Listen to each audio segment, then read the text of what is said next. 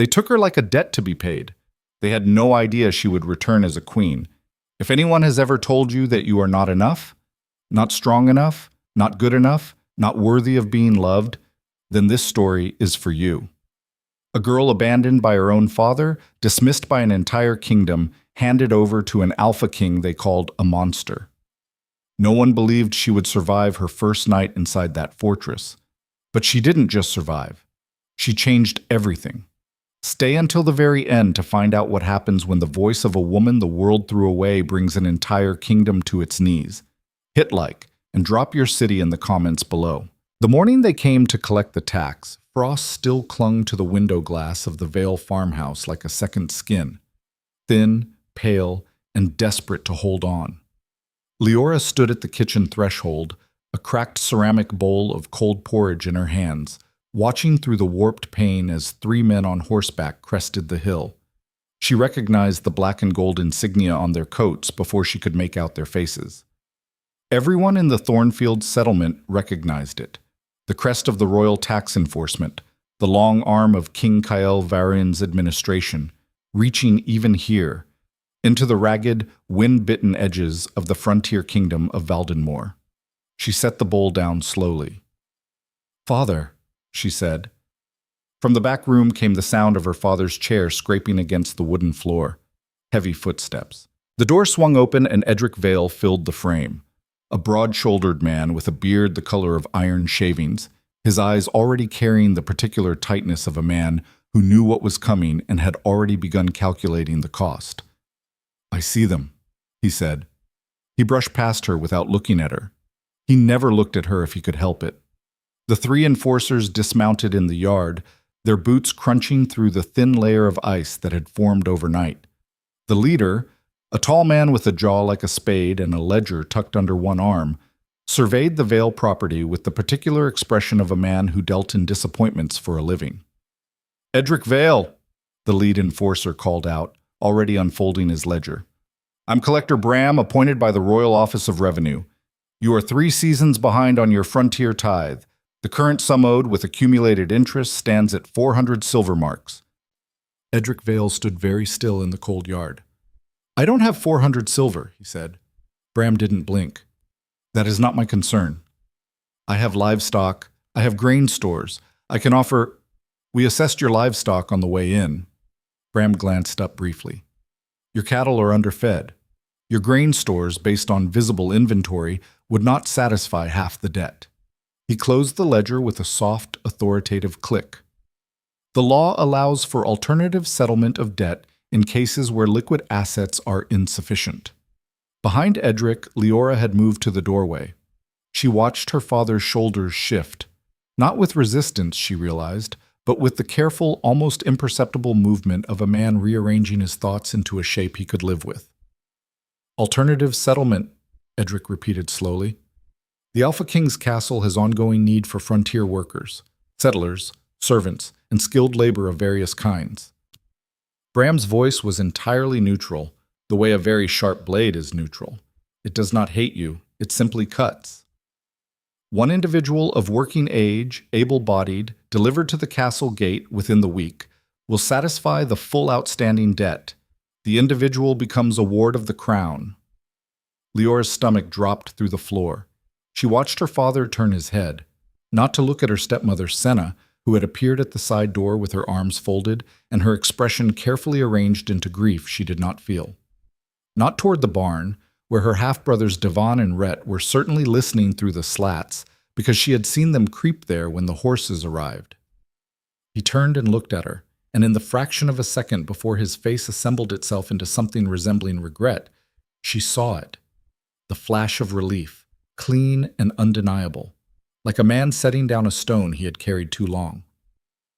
"I have a daughter," Edric said. "She's 22. Strong enough." The words hit her like cold water. Not because they were unexpected. She had known for years, in the wordless way that unwanted people always know, that she was the problem her family had not yet solved. But there is a difference between knowing something in theory and watching it happen with your father's voice wrapped around it, steady and almost businesslike. "Father," she said. The word came out smaller than she intended. Edric finally looked at her directly. For a moment, just a moment, something crossed his face. Guilt, maybe. The ghost of it, at least. "It's the only way," he said. "You understand." It was not a question. It was an instruction. "Understand this. Make it easier for me." Bram was already writing in his ledger. "Name? Liora Vale. Age? 22. Bram scratched the pen across the page. "She'll need to be at the eastern gate of Aldenmore by sunrise, 5 days from today. Bring the confirmation paper I'll leave with you, and you'll receive your debt clearance upon her delivery." He tore a slip from the ledger and held it out to Edric, who took it without hesitation. Liora stood in the doorway and watched the enforcers remount their horses. She watched her father fold the paper and tuck it into his coat with the practiced efficiency of a man completing a transaction. She watched Senna disappear back inside, her part in the arrangement apparently concluded. The horses turned. The sound of hooves on frozen earth faded, and the world she had grown up in, with all its indifference and its small cruelties and its constant unspoken message that she was less, became, quite suddenly, official. She did not cry that first night. She had learned, long ago, that crying in the Vale House was a luxury that extracted more than it gave. Senna would use it as evidence of weakness. Her half-brothers would use it as entertainment. And her father would use it as confirmation that she was exactly as difficult as he'd always found her. So she sat on the edge of her narrow bed in the small room that had always been too cold in winter and too hot in summer, and she thought instead. She thought about the Alpha King. Everyone in Valdenmore knew stories about King Kael Varen. They told them in taverns and around fires and in the hushed, half-delighted way that people tell stories about things they are glad are far away from them. He was a shifter king, the most powerful one in 3 generations, people said, though no one could agree on what exactly he shifted into. Some said a great black wolf the size of a horse. Some said something worse, something that didn't have a clean name in any language. What they agreed on was that he was ruthless, that his castle swallowed people who displeased him, and that the frontier folk who were taken there as workers or wards did not, as a rule, come back. Those taken to his castle rarely return. Liora had heard that phrase her whole life. Now it applied to her.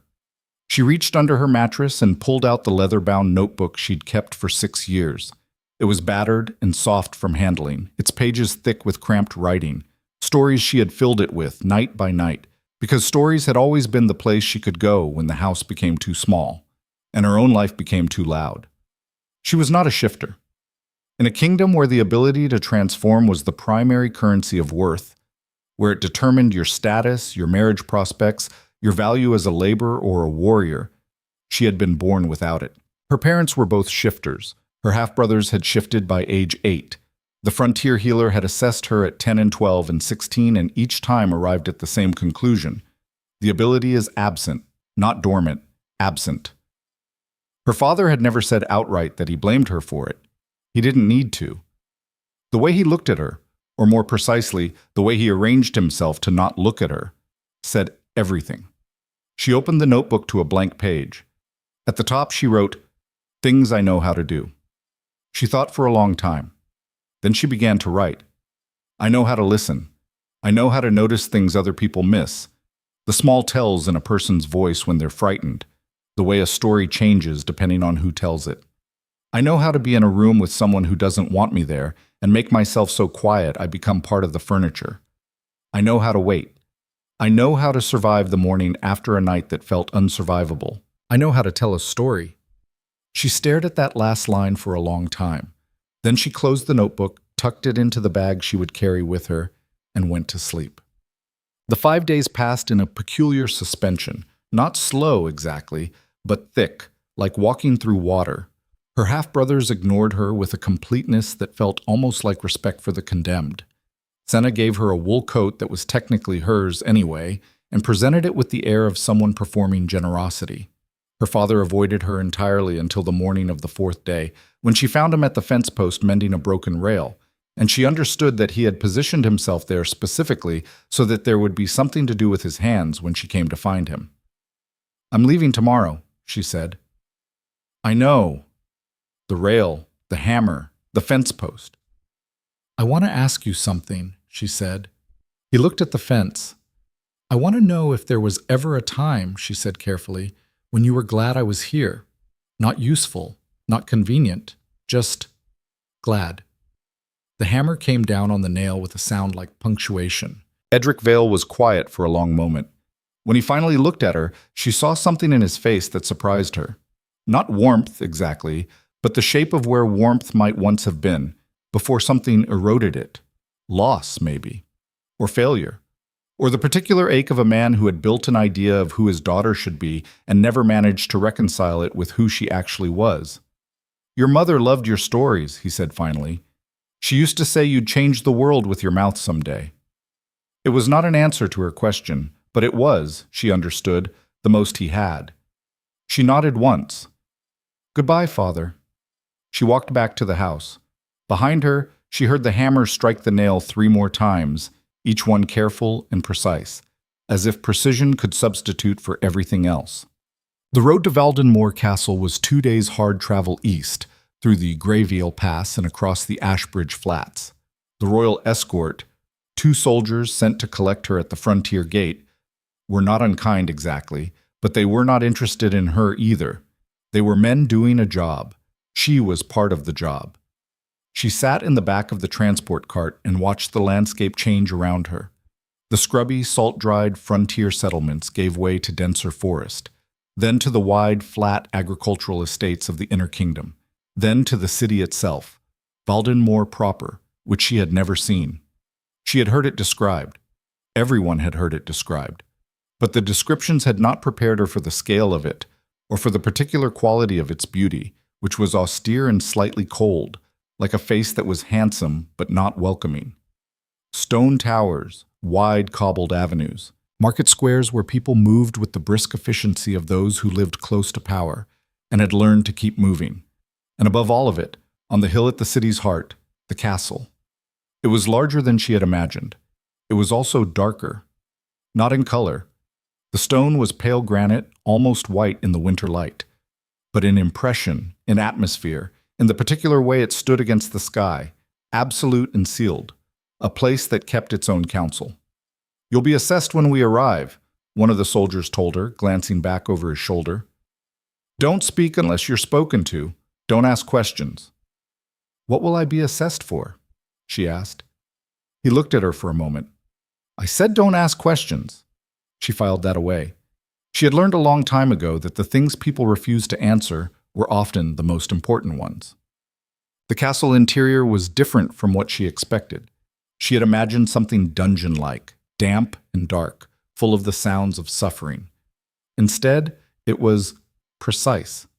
Every corridor was lit with iron wall sconces burning steady oil flames.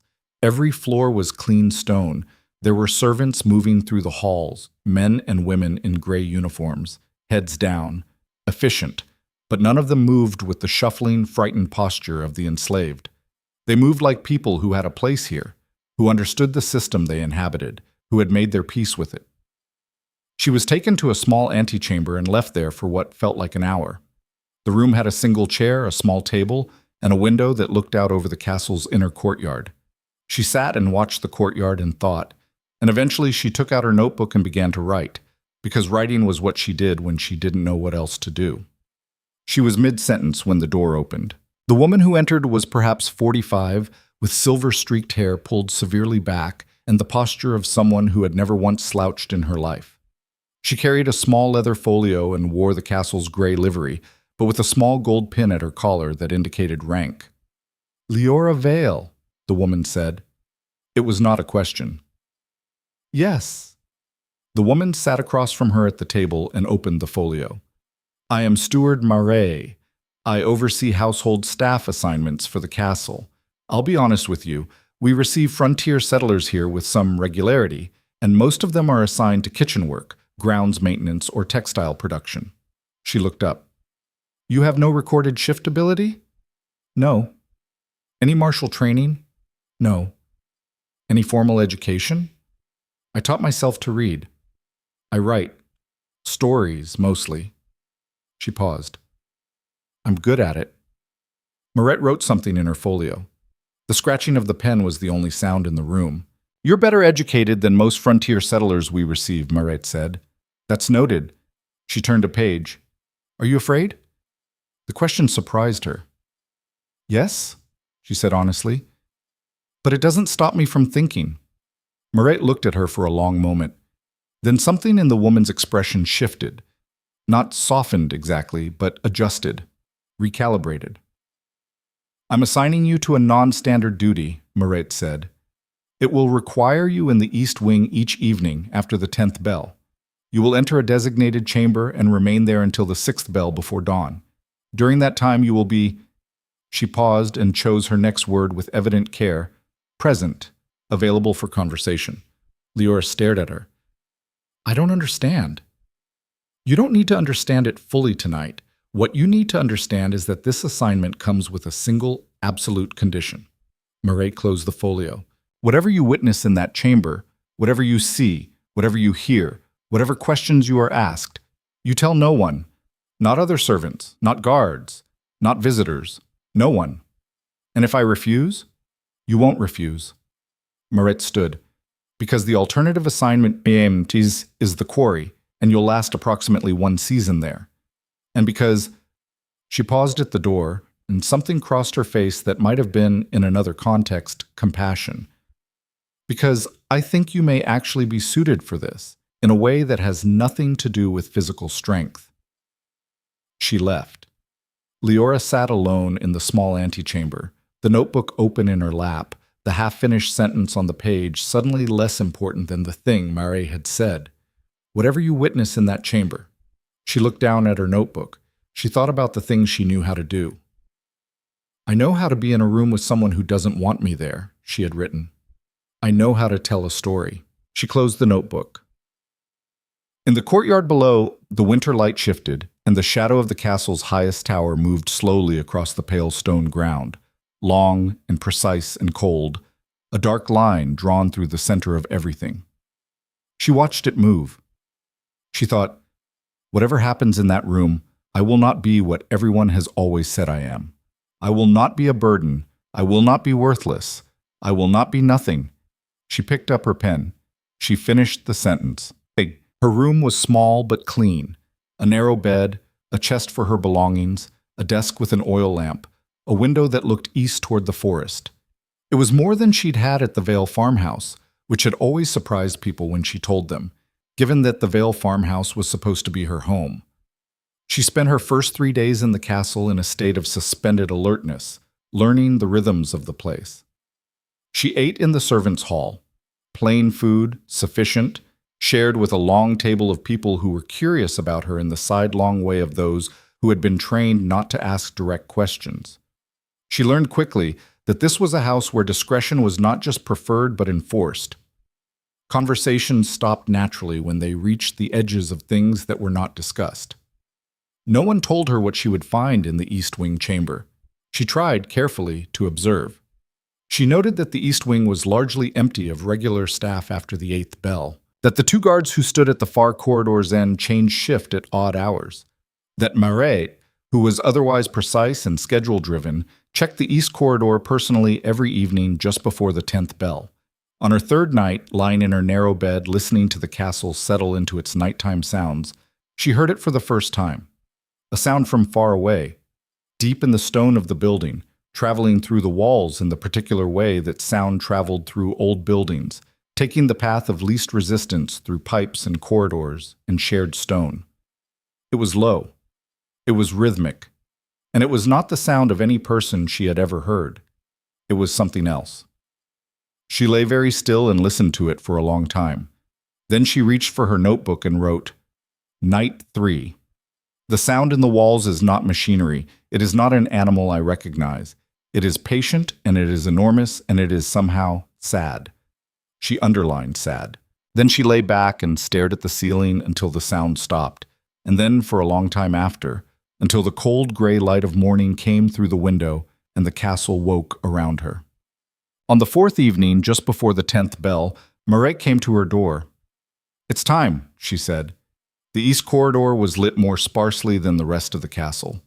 The torch brackets here were wrought iron twisted into shapes that suggested vines, or if you looked at them differently, reaching hands.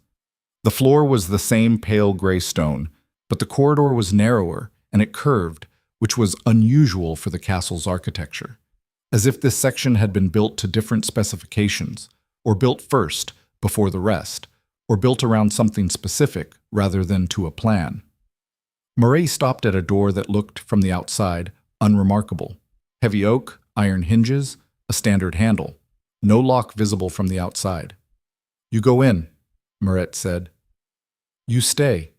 You speak if spoken to, and you will be spoken to." She handed Liora a small lamp. "If you panic and try to leave before the 6th bell, the door will not open from the inside. This is for your own safety." "My own safety," Liora repeated. "Yes." Moret met her eyes. "That is not irony. I mean it precisely."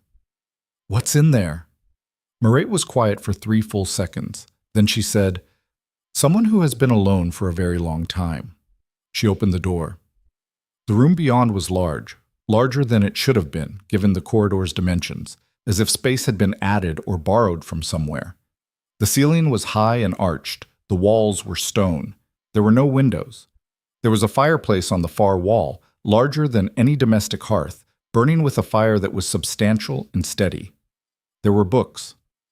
Hundreds of them, in shelves that rose along 2 walls, in stacks on the floor, open on the surface of a heavy stone table near the fire. There was an enormous carved chair near the hearth, and in the corner, a water basin, and spread across the floor, what appeared to be a large, thick pallet of straw and heavy blankets. The room was not empty. In the far corner, where the light from the fire didn't quite reach, something moved. It was large. That was the first thing, the sheer scale of it, which her mind initially refused to process correctly, trying to reassemble the shape into something recognizable. It shifted, and the firelight caught it. The long, muscled contour of something not entirely human and not entirely animal, dark-furred and massive, with a shape that suggested a man's form stretched and restructured into something larger, something built for power rather than precision. 2 eyes caught the firelight. Gold, burning gold, clear and still and deeply, undeniably intelligent. Liora stood in the doorway and did not run. Her legs wanted to run. Her body was producing every chemical it had ever evolved to produce in moments of danger: heart rate, adrenaline, the particular sharp clarity of fear. But her mind, which had always been a step ahead of her body, performed a rapid, almost involuntary assessment. "It hasn't moved toward me. It's watching me. It's waiting." She stepped fully into the room. The door closed behind her with a soft, definitive click. The thing in the corner watched her cross to the fire, watched her set her lamp on the stone table, watched her look at the books. She couldn't help it. The spines were extraordinary. Histories and philosophies and navigation charts and something that appeared to be an illustrated bestiary 3 times the size of any she'd seen. Watched her run her fingers along the nearest shelf without quite touching. Then it spoke. The voice was not what she expected. It was low, lower than any human voice, with a resonance that seemed to come from somewhere below the chest. But it was clear, deliberate. The voice of something that had spent a very long time choosing its words carefully. "You're not afraid." She turned to face it directly. "I'm terrified," she said. "But I've been terrified before, and it never actually helped me much. So I try not to let it make my decisions." Silence. The fire crackled. "The last one ran," it said. "I noticed there's no lock on the outside of the door," she said. "But there's one on the inside," you said. "Well, Maret said, it won't open before the 6th bell. That's interesting." Another silence. Longer this time. "Why is that interesting?" "Because a lock on the inside of a room protects the person in the room from what's outside. But there's nothing outside." She looked at it steadily.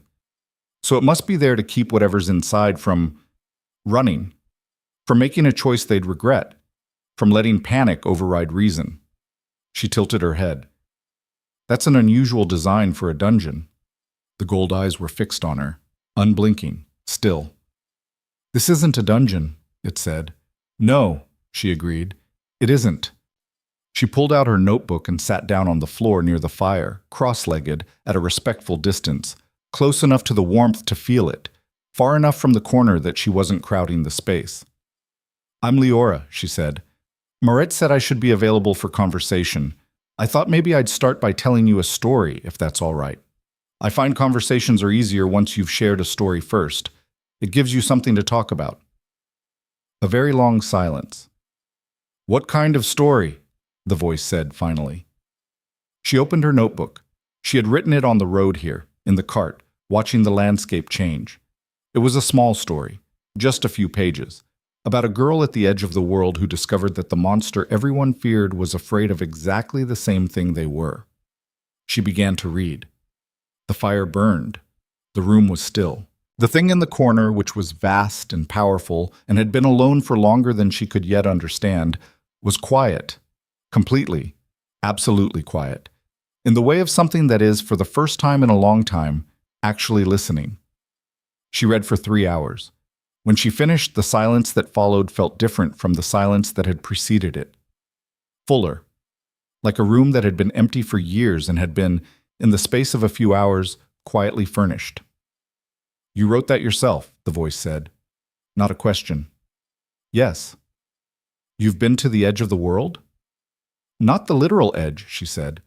But I've been to the edge of the world I knew. I think that's the same thing mostly. A sound that might, in a human throat, have been something like a quiet exhale. Come back tomorrow, the voice said. Outside, through the thick stone of the castle walls, the distant bells of Valdenmoor City were ringing the second bell before dawn. She still had 4 hours until the 6th bell. She settled her back against the stone table leg, opened to a fresh page, and began writing by firelight. Not a new story, but notes. Observations. The details of a room she would need to remember. The shape of a space, she thought, with the instinct of someone who had spent a lifetime paying close attention to things she might be returning to for a very long time. She was right. In the morning, she found a pot of tea outside her door and a note in large, careful handwriting that said only, "You did not run. Thank you." She did not know yet who had left it, but she put it in her notebook between 2 pages where it would keep. The tea was chamomile, still warm, and the handwriting on the note was pressed deep into the paper. The way writing looks when the hand holding the pen is much larger than a human hand, and much stronger, and is trying very carefully to be gentle. Liora read the note 3 times. Then she folded it and pressed it between the pages of her notebook, behind the story she had read the night before, and she went down to the servants' hall for breakfast and said nothing to anyone about any of it. This was easier than it might have been, because no one asked. The servants of Valdenmoor Castle moved in a particular ecology of deliberate incuriosity. They had learned, through what mechanisms Liora could only guess at, through turnover and example, and the quiet, persistent weight of expectation, not to ask about the East Wing, not to ask about the sounds that sometimes came through the castle walls after dark, not to look at Moret when Moret came back from her nightly check of the East Corridor with that specific expression on her face, closed and careful, like a door shut against weather. They knew, all of them, that something lived in the East Wing. They didn't discuss what. The not discussing of it had become so practiced that it had the quality of a shared language, a dialect consisting entirely of silences and redirections. Conversations that moved smoothly around a central absence, the way water moves around a rock. Liora sat at the far end of the servants' table with her bowl of oat porridge, better than the cracked ceramic kind at the Vale farmhouse, she noted, actually salted, actually warm, and watched the room with the particular attention of someone who had spent years being invisible and had learned to use that invisibility as a vantage point. There was a girl across the table, perhaps 19, with red-brown hair and ink-stained fingers, who kept glancing at her. Her name, Liora had learned the previous day, was Tess. She worked in the castle's records room, which explained the ink, and she had the specific quality of someone who collected information for the pleasure of it rather than for any particular use. "You're on East Wing duty?" Tess said finally, when most of the table had filtered out and the room was nearly empty. Liora looked at her steadily. "I don't know what you mean." Tess smiled. It was a small, careful smile, the smile of someone who respected a well-constructed deflection. "All right," she said. "Fair enough." She stood, gathered her bowl. "Just—" She paused, and the smile faded into something more serious. "Be careful. The last 3 didn't last a month." She left before Liora could ask what that meant. Didn't last a month. She turned the phrase over through the rest of the morning. It was not, she decided, a threat. It was information, however incomplete. The last 3 had been assigned to the East Wing and had not remained. Why? They ran. The creature had said so. The last one ran. And after they ran? She did not know. That was the gap in her information, and she filed it under things to learn. Okay. The second night she arrived at the East Wing door at the 10th bell, with her notebook and the small lamp, and a second book she had borrowed from the castle's main library. A collection of old frontier folktales, the kind passed down through oral tradition and transcribed imperfectly, full of gaps and inconsistencies that she found more interesting than the polished versions. She knocked before entering, which she had not done the first night because she hadn't thought to, and which she now decided was the correct choice because it was the kind of thing that cost nothing and might mean something. A pause. Then, "Come in." The room was the same.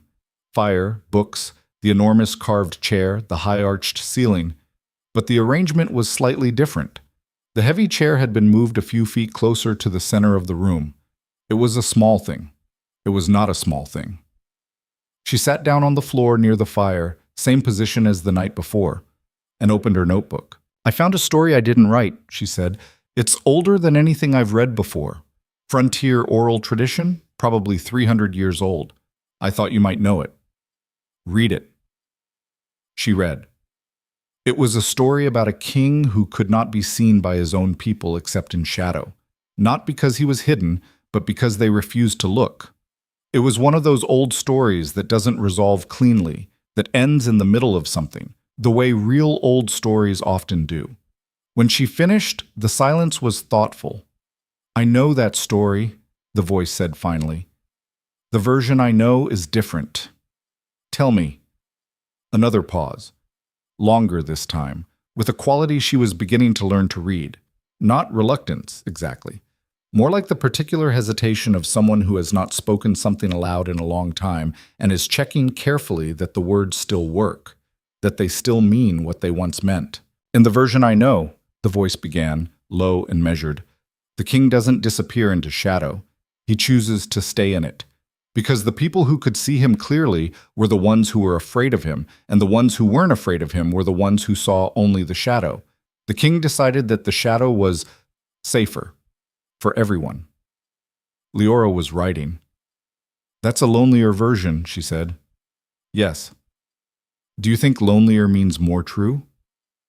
The pause this time was different, sharper, more alert, as if the question had landed somewhere unexpected. "I think," the voice said slowly, "that the lonely versions are more honest. I don't know if honest and true are the same thing." She looked up from her notebook. The fire was burning lower, and in the changed light she could see more of the creature's shape. The vast, dark form settled in the far corner, the long limbs arranged with a stillness that suggested not sleep but patience. The gold eyes were open and watching her with an attention that was, she had decided, one of the most completely focused things she had ever experienced. When this creature listened, it listened, with its whole self, with a quality of attention that most humans never actually managed. "Can I ask you something?" she said. "You've been asking me things since you arrived." "I've been asking about stories. This is about you." The stillness deepened, not tension, more like the way air changes before weather. "Ask," it said. "Are the books yours? Did you choose them, or are they just here?" A beat, then something that was almost surprise. "I chose them." "Which ones have you read more than once?" A longer pause, then slowly, the creature moved, not toward her but turning its head, and one enormous dark hand lifted, gesturing toward a section of shelves to the left of the fireplace. The gesture was deliberate and oddly precise. "The navigation charts," it said. "I've read them so many times the bindings are failing. And the one with the red spine on the third shelf? It's a frontier settlement record, 200 years old. Lists of names and trades and what people brought with them when they moved into new territory. A pause. I like lists of what people brought. It tells you what they thought they couldn't survive without. She was writing very fast now. What would you bring, she asked, if you were moving into new territory? The gold eyes were fixed on her. She had the distinct impression that no one had asked him this before, that possibly no one had asked him anything this personal in a very long time. The navigation charts, he said finally, so I could know where I was going, and a pause that had weight in it, that carried something that had been written by someone who didn't know I was reading it. Something honest. She looked up from her notebook. That's what stories are, she said quietly. They're written by people who don't know who's going to read them. That's what makes them honest. The room was very quiet. Yes, the voice said. That's exactly it. But weeks passed. The cold deepened outside, and inside the East Wing chamber, something else was deepening too. The particular careful architecture of a relationship built entirely in the space between midnight and dawn. It had its own grammar, its own pace, its own rules that they arrived at together without ever stating them explicitly. She told stories. He listened. He asked questions, sharp, precise questions that sometimes rerouted the entire story, that found the seam in a narrative and pressed it open to see what was inside. She had never had a reader like this before. The frontier settlements where she'd grown up had no patience for nuance, no culture of sitting with a story long enough to turn it over and look at what was underneath. She had always written for herself, or for the imagined reader she'd invented to give herself purpose. The creature in the East Wing was nothing like the imagined reader. He was better and more difficult, and he expected more from her than she had ever expected from herself. The ending of last night's story was weak, he said one night in the third week. She looked up from her notebook. Weak how? The woman at the end. She reconciles with the man who wronged her because she forgives him. But you didn't earn that forgiveness. You rushed it. 3 pages of setup and 2 sentences of resolution. It reads like you were tired of the story. She was quiet for a moment. Then, I was. Then don't end it there. Leave it open. An unresolved story is not a failed story. Readers hate unresolved endings. Some readers hate them, he said. The readers who want to be told what to think. The ones who want the story to do all the work. He paused. You told me, week 1, that the old stories end in the middle of things. You said you found the gaps more interesting than the polished versions. She stared at him. You were paying that much attention? I pay attention to everything you say, he said. Simply, as if this were obvious. Why would I not? She looked back down at her notebook. Her hand was not entirely steady. She didn't examine that. By the 5th week, she had begun to understand the shape of his nights. He was most alert in the early hours, from the 10th bell until perhaps the 2nd hour of morning. His mind was sharpest then, his words most precise, his questions most probing. As the night deepened toward the 4th and 5th bell, something changed. Not tiredness exactly, more like the particular weight of the hours, which seemed to press on him differently than they pressed on her. He grew quieter, more inclined to listen and less inclined to debate. It was during one of these late-night quiet stretches that she asked the question she had been carrying for weeks. Does it hurt? She had not specified what it was. She had not needed to. The shape of the question, the way she asked it, quietly, looking at the fire rather than at him, with the particular care of someone who understood that the question was large and that she was choosing to put it into the room anyway, was itself the answer to what she meant. She heard him breathe. Not the way you mean, he said finally. Not physical pain, mostly. It's more... He stopped, started again. It's more like being in 2 places at once and belonging completely to neither, being always on the boundary between 2 things and never fully inhabiting either one. Like being a frontier settler, she said. He was quiet. People on the frontier are always between things, she said, between the settled kingdom and the wilderness, between what they were and what they're trying to become. They're never fully one or the other. The city people look down on them, and the wilderness doesn't care about them. She paused. I grew up on the frontier. I understand the between, but a very long silence. You don't shift, he said.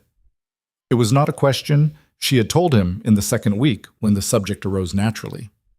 And your family couldn't figure out what to do with someone who was neither the thing they expected nor the opposite of it, she said. Just different, off the map, outside the categories. And what did you do with that? She thought about it honestly. I wrote myself a different map, she said. I'm still writing it. The fire had burned down to a deep red glow. The room was warm and still. She was sitting closer to his corner than she had in the first weeks, not intentionally or not consciously.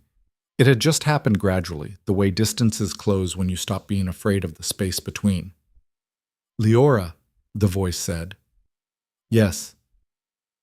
The story you told in the second week, the one about the girl at the world's edge. You said it was the first story you ever wrote for yourself rather than for someone else. Yes. Write another one like that. Not for me. For yourself. I want to read a story you wrote for no one. She looked up at him. In the low firelight, the gold eyes were very clear and very warm, and watching her with an expression that she did not quite yet have a name for, but that she recognized in the way you recognize a landscape you've never seen before, but somehow know. The slow, certain recognition of something that has always been true finally becoming visible. All right, she said softly. She opened to a fresh page. She wrote until the 6th bell. The fracture came in the 7th week from a direction she hadn't expected. She had been careful, meticulous in fact, about the single absolute condition Marais had given her. Tell no one. She said nothing in the servants' hall. She deflected Tess's occasional, gentle probings with the same calm misdirection. She kept her East Wing hours to herself and let the rest of the castle assume she was assigned to late records work. A convenient fiction that required no active maintenance because, again, no one actually asked. What she had not accounted for was the new arrival. His name was Gareth, and he had come to the castle 3 weeks after Liora as part of a different arrangement, a minor noble's son from the Western Territories, placed in the castle as a diplomatic courtesy, given comfortable quarters in the castle's residential wing, and possessed of the particular self-assurance of a young man who had been told all his life that his presence was automatically valuable and his curiosity automatically welcome. He began paying attention to her in the 2nd week of his residence. She noticed it the way she noticed most things, quietly, without acknowledgement, filing the information away. At first it was harmless.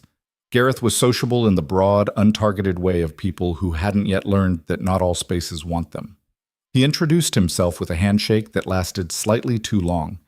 He asked her questions at the servants' table that were more personal than the social situation warranted. He smiled the kind of smile that was meant to be disarming. She was not disarmed, but she was polite because politeness was the cheapest form of safety she had access to, and she kept their interactions brief and non-committal and moved on. It became less harmless in the 5th week of his residence when he caught her in the East Corridor. She had come early. It had been an unsettling day, a clash with the head laundry steward over a reassignment of duties that Liora had not been warned about, and she had found herself wanting to be in that room earlier than usual, wanting the particular comfort of the firelight and the books and the voice that listened the way no one else did. She had not been careless, but she had been distracted, and Gareth had been watching, and when she turned the corner into the East Corridor with her lamp, he was there. East Wing, he said pleasantly. At this hour. That's interesting. She stopped, assessed. He was blocking the corridor, not aggressively, but thoroughly, in the casual way of someone who has not yet been told that his presence constitutes an obstacle. I have a duty assignment, she said. Excuse me. I've heard things about the East Wing, he said. He was watching her with an interest that she recognized and did not like. Not attraction, something more acquisitive than that. Information hunger. The look of someone who has identified a gap in his knowledge and decided that it belongs to him. The other servants won't talk about it. That's unusual, don't you think? I'm going to need you to move. Just curious. He spread his hands in a gesture of innocence. It's a castle, not a state secret. I have clearance to be anywhere in... You don't have clearance for this corridor, she said. She had no idea if this was true. But she said it the way her father used to say things he needed to be true, with the flat certainty of someone who doesn't have the luxury of being wrong. And I have a duty assignment. If you'd like to verify my clearance, you're welcome to speak with Steward Mara in the morning. Please move. He studied her for a moment. Then he smiled. A different kind of smile this time, one that had a slight edge to it. You're interesting, he said, for a frontier girl. Move, she said. He moved. She walked past him without looking at him and didn't check to see if he watched her go, because looking back was the thing that turned escapes into conversations. But she was shaking when she pushed open the east wing door, and she stood just inside it for a long moment with her back against the wood, breathing. You're early, the voice said from the shadows, and then, with a shift in register that she had not heard before, something sharper, more alert. You're frightened. I'm fine. You're not fine. Your breathing is wrong. A pause. What happened? She pushed off the door and crossed to the fire. She sat down. She set her lamp on the table and her notebook beside it, and she looked at the fire for a moment before she answered. Someone in the castle is watching the east wing, she said. Watching me. The quality of the stillness in the corner changed. It became denser somehow, more present, the way large things become more present when they shift from resting to alert. She had learned to feel this shift without looking at it. Who? A Western territorial noble's son, Gareth. He's been placed here as a diplomatic courtesy. She paused. He's not malicious, but he's curious in the way that people are curious when they think the world owes them its secrets. He'll keep pushing. A silence. Then, does that put you at risk? She looked up. The gold eyes were on her, and the expression in them, if she was reading it correctly, and she thought she was getting better at reading him, was not the cold calculation of self-preservation. It was something else, something directed outward, toward her. If he finds out what I'm doing here, Mare's condition is broken, she said honestly. I don't know what the consequence of that is. I do, he said quietly. She waited. He was quiet for a long time. You should go, he said finally. Back to your room. Don't come here tonight. If he sees you in the east wing twice, I'm not leaving, she said. Liora, I'm not leaving. She opened her notebook. Her hands had stopped shaking. Because if I leave tonight out of fear, then I leave every night I'm afraid, and there will always be something to be afraid of, and eventually I won't come back at all. She found her page. I'm not doing that. Read me the navigation chart you mentioned, the one from the third shelf. I want to know where the borders are marked. A silence so long she thought he wouldn't answer.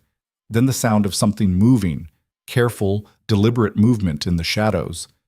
And the enormous shape of him reached the third shelf, and with a precision that surprised her, given the scale of his hands, drew out a large, flat-bound chart. He brought it to the table near the fire and opened it. She moved beside him to look at it. Close beside him, closer than she'd been before, because the chart was large and the light was limited, and there was no other way to see it. He did not move away.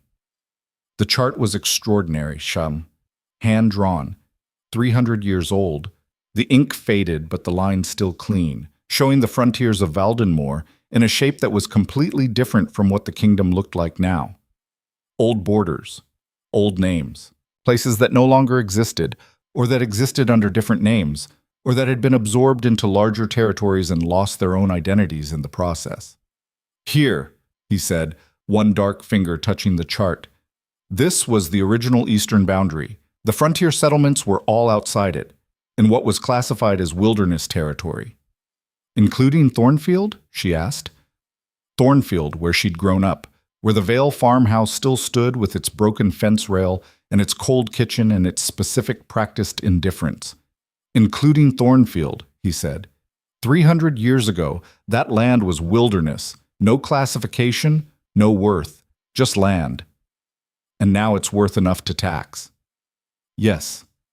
She looked at the old border, the line that had once said here the world ends and something else begins, the line that had been moved and moved again as the kingdom expanded and the wilderness shrank and the frontier settlements were pulled inside.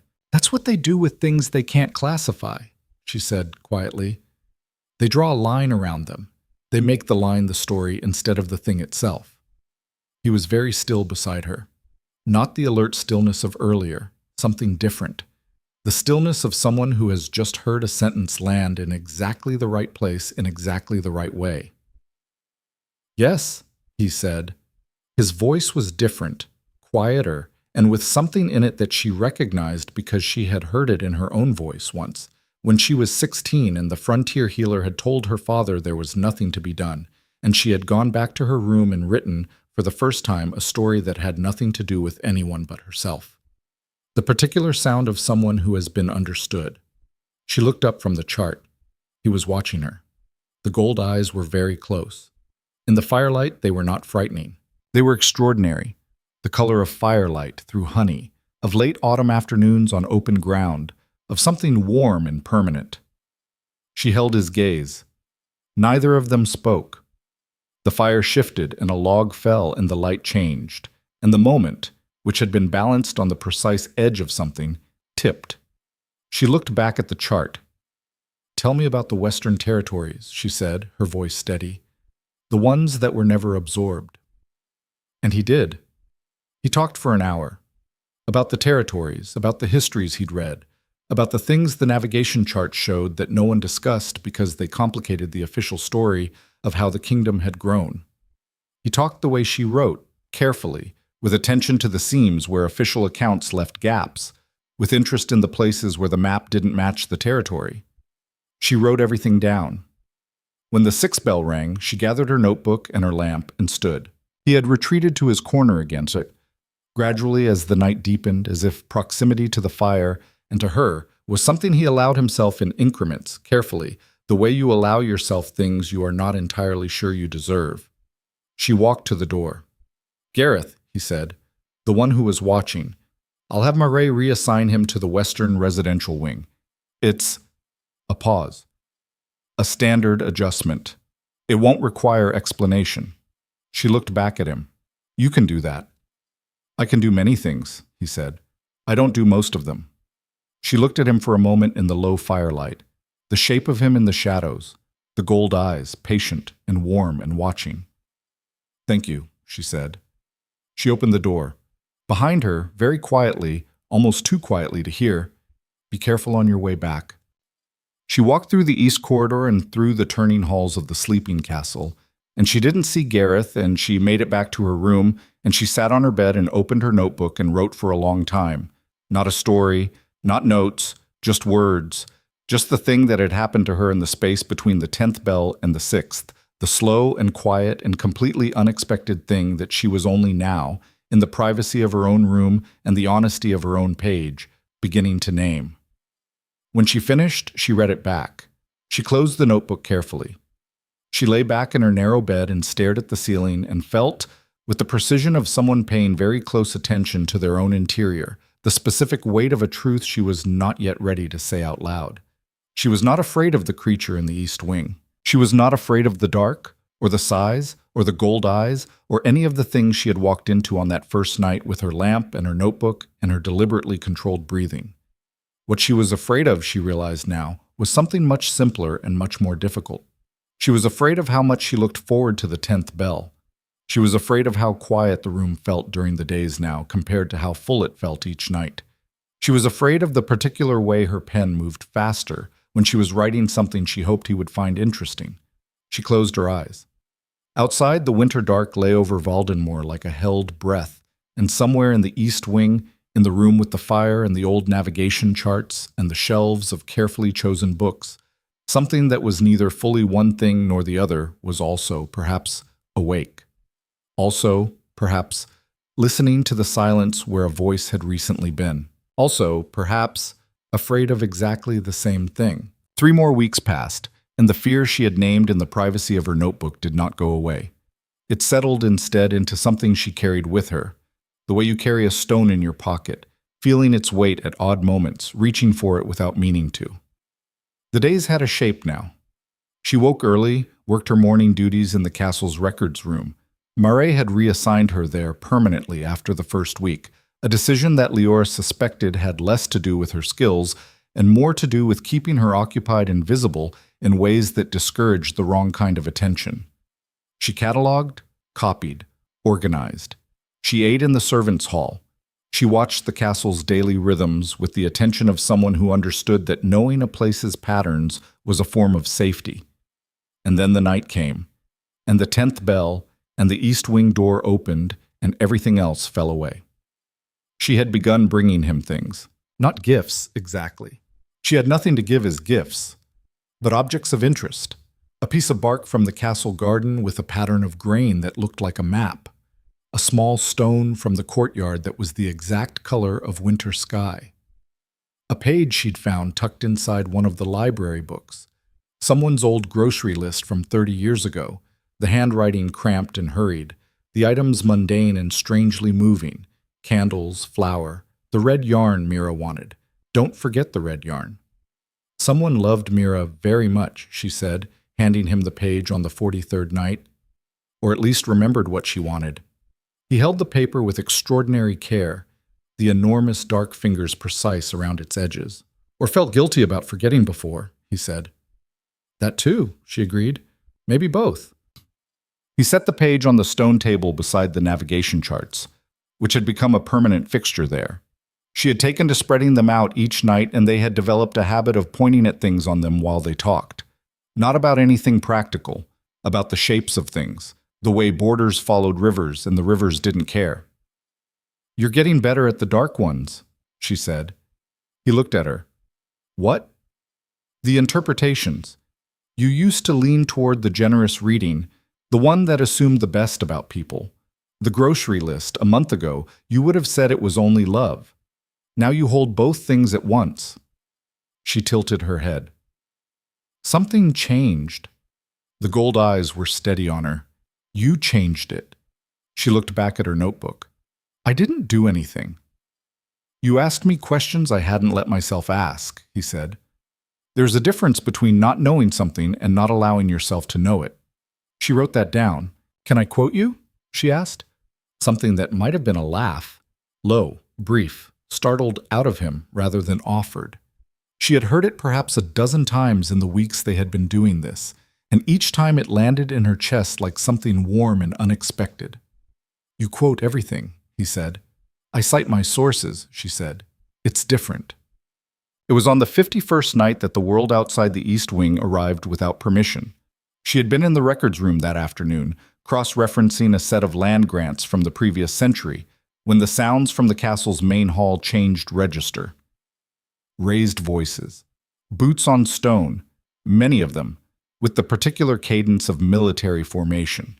She had put down her pen and gone to the doorway, and seen through the hall's far archway the movement of men in foreign livery, not the castle's black and gold, but something darker. Deep blue-gray, with a silver insignia she didn't recognize. She had asked Tess about it at dinner. Tess's face had gone carefully blank in the way that, Liora had learned, meant the girl knew more than she was saying and was deciding how much of it was safe to share. Duke Karis of the Southern Territories, Tess said finally, her voice very low. He's been pushing for a formal alliance with the capital for 2 years. He wants it sealed before the spring convocation of the regional councils. Because if the convocation happens without a Southern alliance, the Eastern Bloc gets the trade route majority and the South loses the port access. She poked at her stew. He brought 30 men. That's not a diplomatic visit, Liora said. That's a demonstration. That's exactly what it is. Tess looked at her. His daughter is with him, Lady Vessa. She's... Another pause, another careful selection. She's very beautiful and very well connected, and the Duke has been making it known for the last 6 months that he considers an alliance by marriage to be the most efficient solution. Liora was quiet. The king hasn't agreed to anything, Tess added quickly. Marate says the visit is purely preliminary. Of course, Liora said. Her voice was steady. She made sure of it. She went back to her room after dinner and sat at her desk and opened her notebook and stared at the blank page for a long time without writing anything. Then she wrote, The world is always outside the door. You forget it, and it comes in anyway. She underlined it. She went to the East Wing at the 10th bell. He knew. She could tell before she said anything. There was a quality to the room that night, a tightness in the air, a particular stillness that was not the comfortable stillness of their usual nights. He was further back in his corner than usual. The fire had been built higher, which meant someone had tended it earlier, which meant he had been awake and moving before she arrived. "Duke Karis," she said, setting her lamp on the table. "Yes," he said. "And his daughter." A silence. "Liora." "You don't owe me an explanation," she said evenly. She stopped. What were they? She had never named it, in the notebook or aloud, even though she had circled it 100 times. "I'm here for a duty assignment. Whatever happens in the rest of the castle is—" "Don't," he said. His voice was low and sharp in a way she hadn't heard before. "Don't do that." She was quiet. "Don't reduce this to a duty assignment," he said.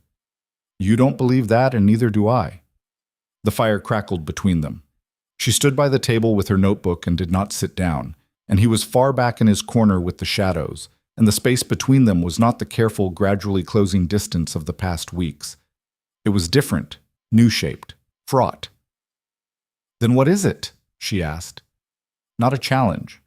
A genuine question, asked quietly, with the directness she had learned was the only currency worth spending in this room. The silence was very long. "I don't know what to call it either," he said finally, "but it is not nothing, and you know that." She sat down. She opened her notebook. "Tell me something true," she said. It was a thing they had developed, somewhere around the 3rd week. A ritual reset, a way of clearing the static. Tell me something true. It meant, let's stop talking around the thing and talk about it instead.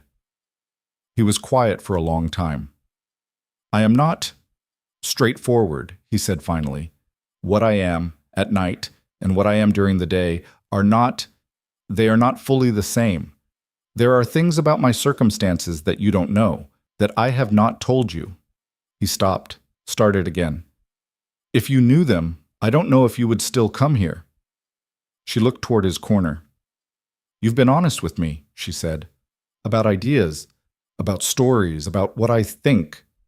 His voice was careful now, the way a person is careful when they're moving around the edge of something they can't yet bring themselves to say directly. "There are things about what I am that I haven't been honest about, because A pause. "Because this room is the only place where what I am doesn't matter, and I didn't want to lose that." She was very still. "Kael," she said. The name came out before she had consciously decided to say it.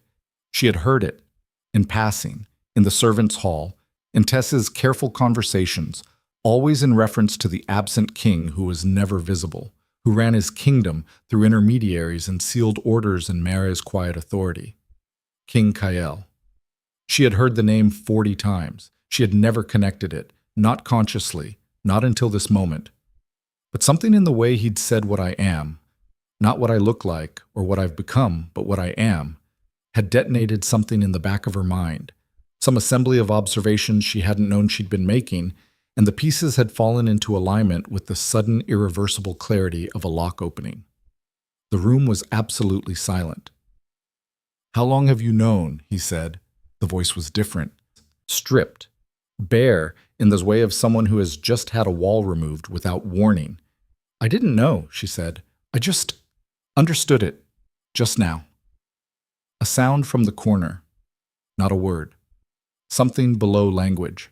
The particular sound, she thought, of someone who has been holding something for a very long time and has just unexpectedly been allowed to put it down.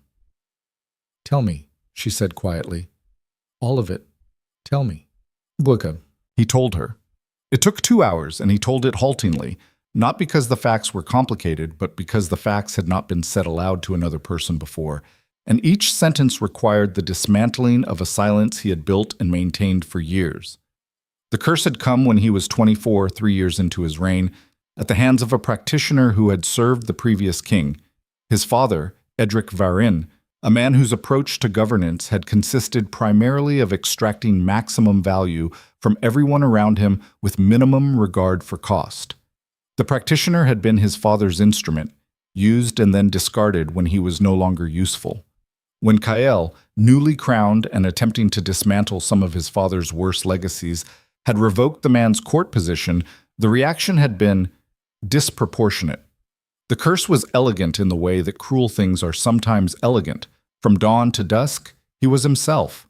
The king, human, functional, visible. From dusk to dawn, he became what lived in the East Wing chamber, something vast and dark and not human, that remembered everything and could speak, but could not pass through the castle corridors without terrifying everyone it encountered, could not be seen by his court or his council or his visiting dignitaries without destroying every diplomatic relationship the kingdom had. The first 2 years, he said, I tried everything, every practitioner, every archive. My council knows, Mare knows, a handful of advisors who have kept it because the alternative to their silence is worse than the silence itself. And the people brought to the East Wing? She asked. The duty assignment?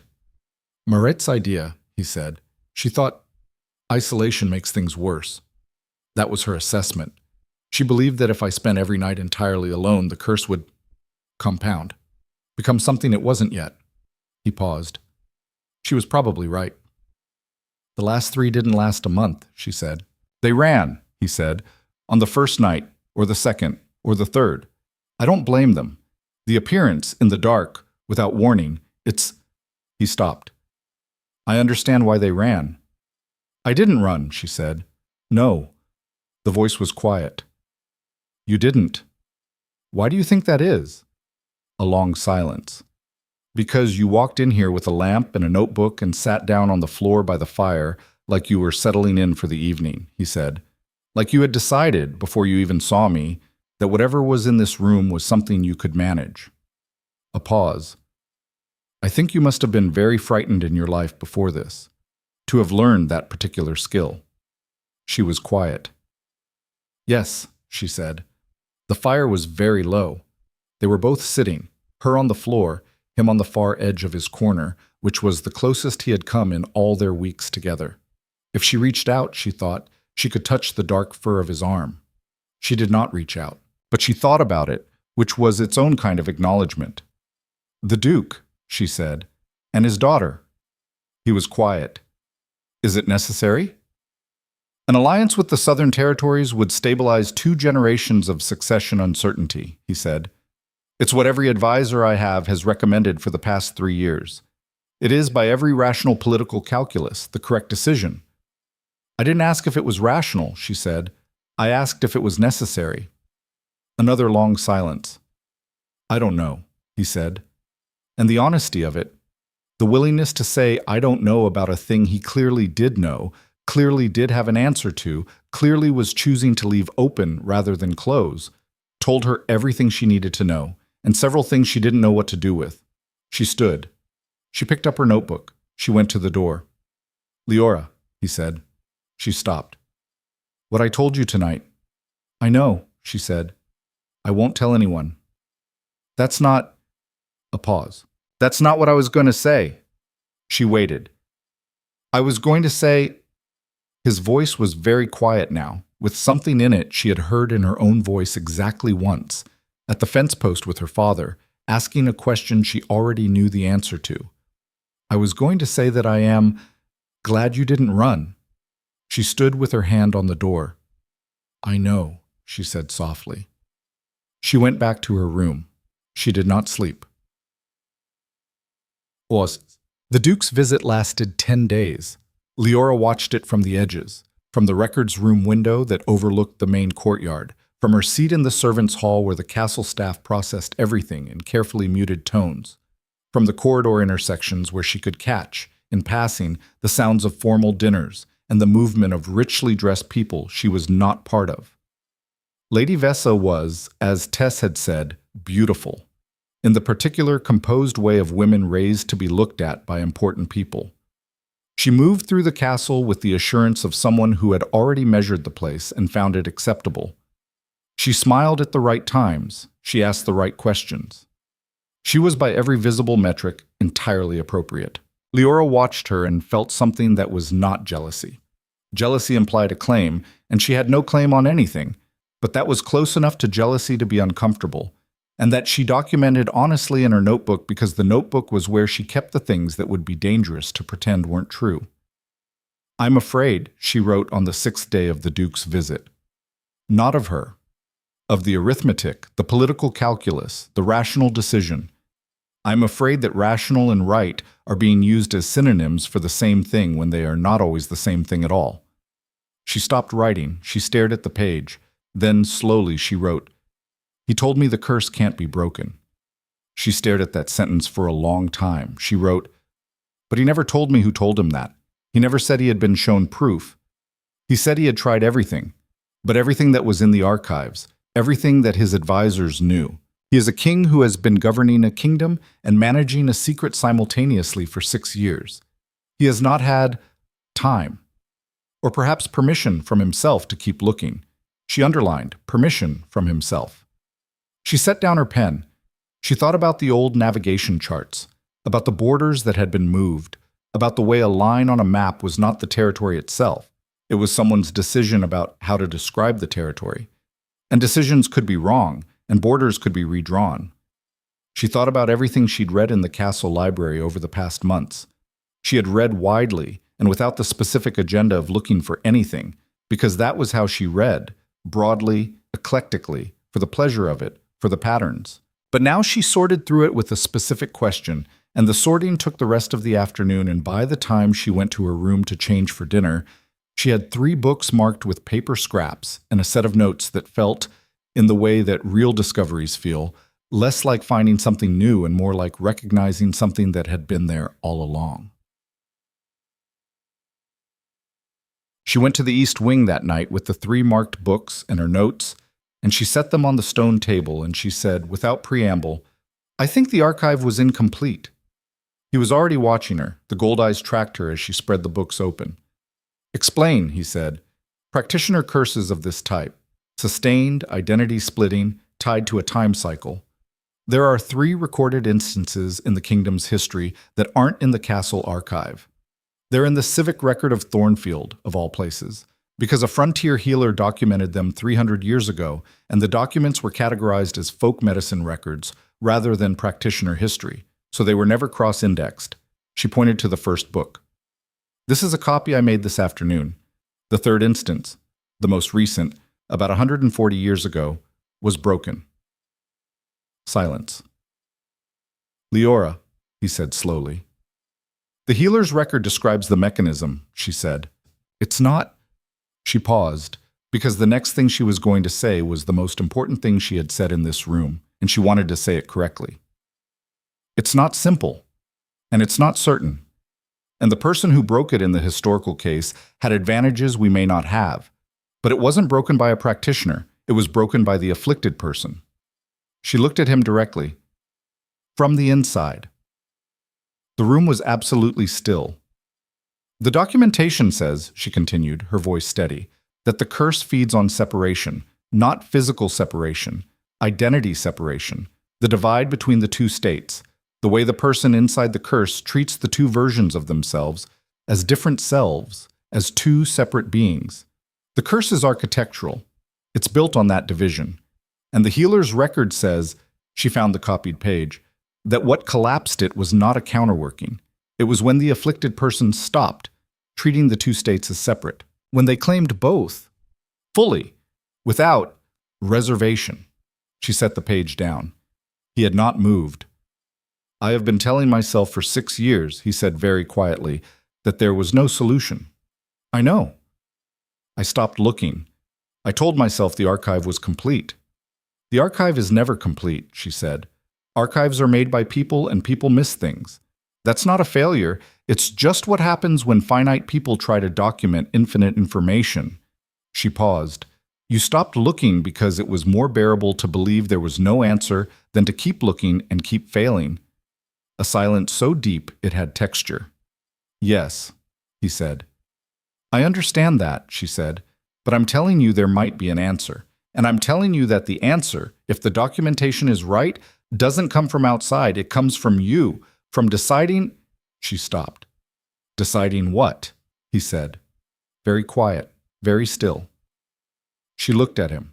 The enormous dark shape of him in the shadows. The gold eyes that had been, for 3 months, the most honest and attentive eyes she had ever looked into. in either a human or non-human face. Deciding that this, she gestured, a small, precise movement that encompassed the room, the fire, the charts, the books, the nights, and the man who rules this kingdom in the daylight are the same person. That one is not the punishment, and the other the real life. That they are both the real life. She held his gaze. That you don't have to keep being divided. The fire shifted. The shadows moved. He made a sound that she had never heard him make before, low and broken, and with something in it that was not quite grief and not quite relief, but lived in the space between them, the way all the most important things lived. Liora, he said. I know, she said softly. I know it's not simple. I know it might not work. But I found it, and I can't not tell you. I cannot find a thing that might help you and say nothing. Why? He asked. The single word was stripped bare, with no artifice, no deflection. Why would you do this for me? She was quiet for a moment. Because you told me on the 43rd night that you wanted something written by someone who didn't know you were reading it, she said. Something honest. And I've been writing you honest things for months. And the most honest thing I have written is still in my notebook, and I haven't read it to you yet. She picked up the notebook. Her hands were steady. She was a little surprised by that. May I? A pause. Yes. She opened to the page she had written on the night she first understood her own fear. The entry that was not a story, not analysis, not observation, just the thing itself, the true thing, set down in the plainest words she could find because plainness was its own kind of courage. She read it to him. When she finished, the room was so quiet she could hear the fire's individual crackles, each one distinct and brief and consuming. I know, he said finally, that what I have to offer you is... His voice failed. He tried again. I know that the circumstances are... I didn't read it to you because I want something, she said. I read it to you because you asked me to write honestly. And that is the honest thing, and you deserve to hear it. Silence. And the Duke's daughter? She said. The silence after this was different from all the other silences. It had a decision in it. She could feel the decision forming, the way you feel weather coming, a shift in pressure, a change in the quality of the air. The Duke's visit ends tomorrow, he said. She nodded. There will be no alliance by marriage, he said. She looked at him. Not because of... He stopped. Not only because of what you said, but because I have been making decisions based on what is politically rational for 6 years, and the kingdom is stable and the court is functional, and I am... Another stop. I am very tired of rational. She almost smiled. That's not a stable governance philosophy, she said. No, he agreed, and she heard, unmistakably, the warmth in it. No, it isn't. She began gathering her books. She was reaching for the navigation chart when his hand came to rest near hers on the table. Not touching, but near, the enormous dark fingers on the stone surface inches from her own. She stopped. She looked at the two hands on the table in the firelight. Hers, small and ink-stained. His, vast and careful. What the healer's documentation describes, he said. The mechanism. You believe it's possible? I believe the documentation, she said. I believe the precedent.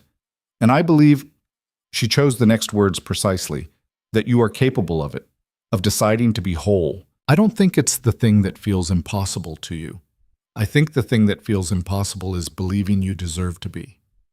The hand on the table did not move. Neither did hers. That also, he said very quietly, is something you changed. She picked up the navigation chart. She rolled it carefully. She said goodnight and went to the door. And when she opened it, the east corridor was dark and still and smelled of old stone and lamp oil, and somewhere far away, in the residential wing, a diplomatic visit was drawing toward its close, and the night outside the castle walls was cold and clear and full of stars that had no opinion on any of this. She walked back through the castle.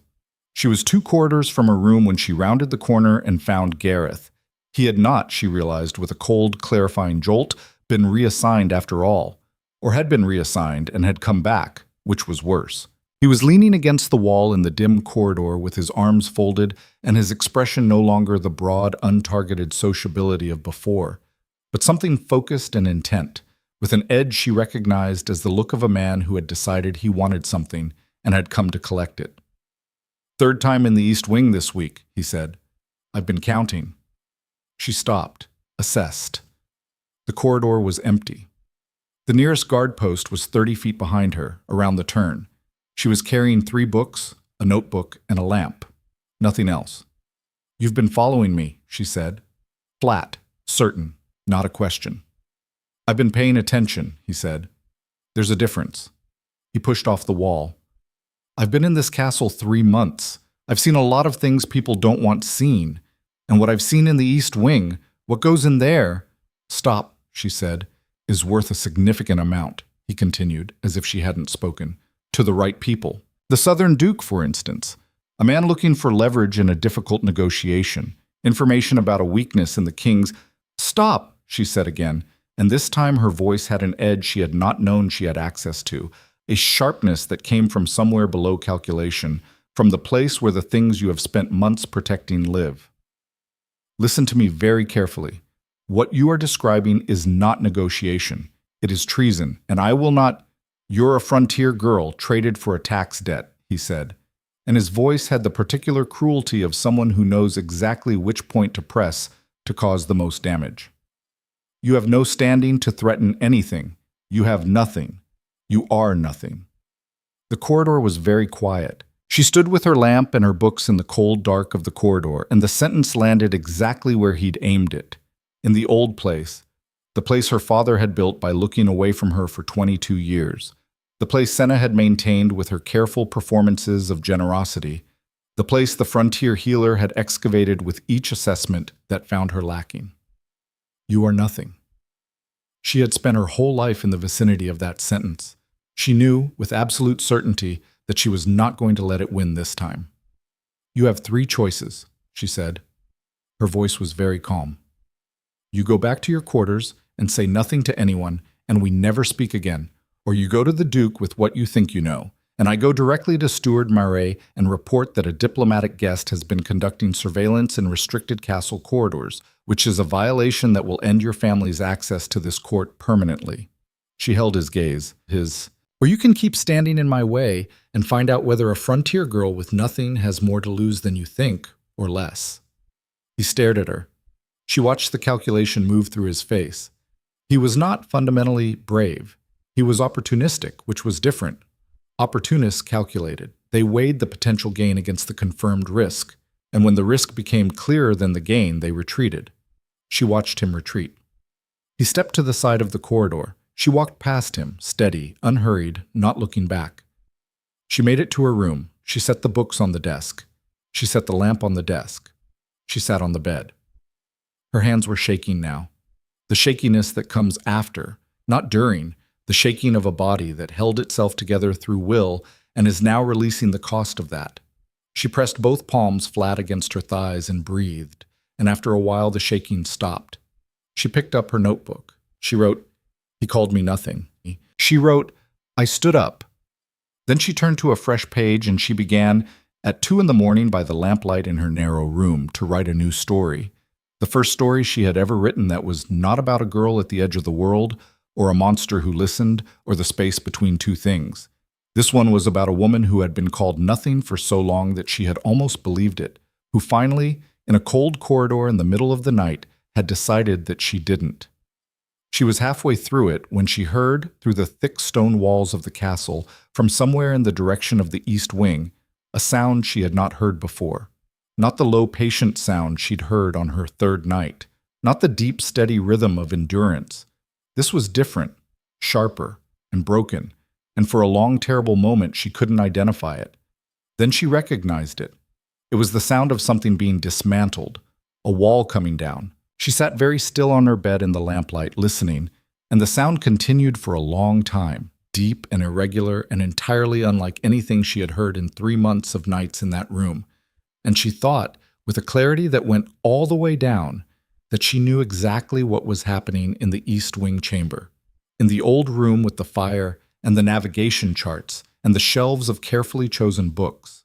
She thought he was trying. She pressed her hand flat against the wall, against the cold stone, as if she could transmit something through it, steadiness or courage, or just the simple and undeniable fact of her presence. She held her hand there until the sound stopped. Then she went back to her story. She wrote until the morning came. She finished the story at dawn.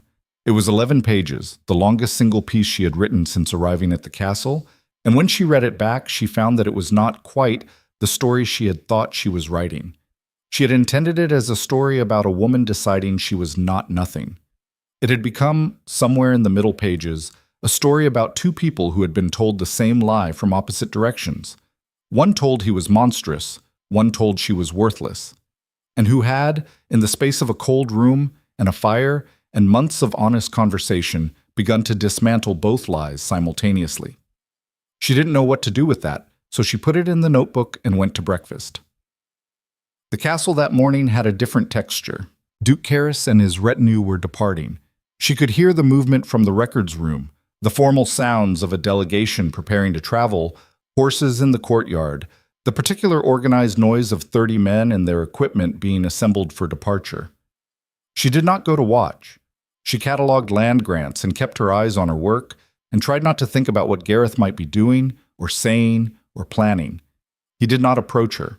He left with the Duke's retinue, which she learned from Tess at midday with a casualness that suggested Tess was entirely aware that this information was not casual. Reassigned, Tess said simply. He requested a transfer to the Southern Territories. Apparently the diplomatic opportunity is better there. A small pause. I hear he left in rather a hurry. Liora ate her soup. Good, she said. Tess looked at her for a long moment with the expression of someone who has assembled most of a picture and is looking at the one remaining gap. Then she looked back at her own soup. Good, she agreed. 3 days passed before she saw the evidence of what she had heard through the castle walls. She was in the library, not the East Wing chamber, but the main castle library, a wide, high-ceilinged room off the central hall that smelled of old leather and dust and the particular mineral dryness of paper that had lived a long time in stone buildings. She was returning the 3 books she had borrowed and reaching for a fourth, a practitioner history she had found referenced in the Thornfield healer's records, which she suspected contained additional documentation relevant to what she had shown him, when she became aware of footsteps. Not servants' footsteps, not the quick, purposeful movement of the castle staff going about their duties. These were different, slower, heavier, with the particular rhythm of someone who was used to having rooms clear before they entered them, and was now deliberately not clearing the room first. She turned. He was tall. That was the first thing, the height of him, which she had not anticipated because she had only ever known him in a form where scale was different, where scale was immense, and this was large in the way of a person rather than the way of something else entirely. Dark-haired with eyes that were gold, clear, burning gold, the exact color she had memorized in firelight over 3 months of nights. He stopped when he saw her. She stopped when she saw him. The library was empty except for the 2 of them. Morning light came through the high windows in pale, clear bands. The room smelled of dust and old paper. It was entirely ordinary, except that nothing about this moment was ordinary at all. She looked at him. He looked at her. Neither of them spoke. His face, she noted, with the particular attention she gave to things that mattered, high-boned, angular, with the slightly drawn quality of someone who had not been sleeping well, and with an expression that was currently doing something complicated, trying to be neutral and failing, because the gold eyes were too honest for the neutrality to hold, and they were very fixed on her, and they had a quality she recognized because she had seen it in the East Wing chamber 100 times, the look of someone paying complete attention. The library, she said finally, neutrally. I work here sometimes, he said, in the mornings. I didn't know that. No. A pause. I was aware that you use it in the mornings. I had been, another pause, avoiding it. And now you're not. And now I'm not, he agreed. She looked at him for another moment. Then she turned back to the shelves and found the practitioner history she was looking for and pulled it from the shelf and turned to face him again. I found another reference, she said. She held up the book, cross-indexed with the Thornfield documentation. There's a secondary account here from a northern practitioner who observed the third case I told you about. It's more detailed than the healer's record. He looked at the book, then he looked at her. You're still looking, he said. Not a question. Something in his voice that she did not immediately classify, then did. It was the sound of someone being surprised by the continuation of something they had expected to end. I told you I'd keep looking, she said. I didn't find everything there is in one evening. There's more in here. I want to read it before I bring it to you. She paused. Unless you'd rather look with me now. He was quiet for a moment, then he pulled out the chair at the nearest table and sat down. He set his own work, a sealed document folio, King's business, entirely irrelevant to this, aside. Show me what you found, he said. She sat across from him and opened the book. She was acutely, precisely aware of the difference between this and the East Wing, the daylight, the visible faces, the fact that she could now read his expressions in real light rather than firelight. He had a stillness about him that was identical in both forms, the complete focused stillness of something that was paying total attention and allowing that attention to be visible. She had known it for months. It looked different on a human face. Not less. Different. Warmer in some ways, more exposed. She kept her own face on the book. Here, she said, finding the page. The Northern practitioner's account describes the mechanism more technically than the healer did. He calls it an internal bifurcation. The curse creates a division within the self, and the two states develop separate self-perceptions. They begin to feel like different people. The longer it sustains, the deeper the division. She ran her finger down the page. He also documents what preceded the collapse, the breaking of it, in the third case. He says the afflicted man spent 2 weeks doing something he calls deliberate integration. Not a ritual, not a working, just refusing, consciously and repeatedly, to separate the two states in his own mind. Speaking of himself as one person, making decisions from a unified position rather than compartmentalizing. He was reading over her shoulder. She was aware of his proximity, close enough to share the page, not close enough to touch. 2 weeks, he said. In the documented case, yours has been 6 years. She looked up. I don't know if that changes the timeline. It might change the difficulty. Yes, she said honestly. It might. He was quiet, looking at the page. The Duke's departure, she said carefully. Was that a political decision with multiple factors, he said. One of which was the advice of my senior counsel, who had been recommending against the Southern Alliance for reasons entirely unrelated to... He stopped. To the East Wing, she finished. Yes. She looked back at the book. I'm glad the council had good political reasons, she said. It makes things simpler. Does it? He said. Dry, almost amused. It was a tone she had heard in the East Wing, the careful, slightly surprised humor of a man who had not expected to find things funny. And it sounded different in daylight and identical in character, which told her something important. No, she admitted. Not really. The almost amusement shifted into something warmer and less guarded. Just briefly, just enough. Liora, he said. Yes. I need to tell you that what you found... He stopped, restarted. She had the impression of a man who spent most of his professional life choosing words with precision and was finding that precision was failing him today for reasons he had not built professional language for. What you did, in finding the documentation and bringing it and reading me that page from your notebook, I have been... You don't need to... I do, he said quietly. Let me. He waited until she was quiet. I have been ruling this kingdom for 6 years while telling myself that the situation was unchangeable and that the correct response to unchangeable situations was to manage them, to be efficient about them, to make good decisions in spite of them. He looked at her directly. You walked into that room with a lamp and a notebook, and in 51 nights you did more than 6 years of management did. I need you to know that I understand what that means, that I don't... A pause, careful and deliberate. Take it lightly. The library was very quiet. She looked at him across the old table and the open practitioner history. "I wasn't trying to fix anything," she said. "I was just talking to you." "I know," he said. "That's the thing. That's exactly the thing." She looked back at the book before her expression could do something she hadn't decided to do yet. "I'm going to keep reading this," she said. "I'll bring you the relevant sections tonight." "Tonight," he agreed.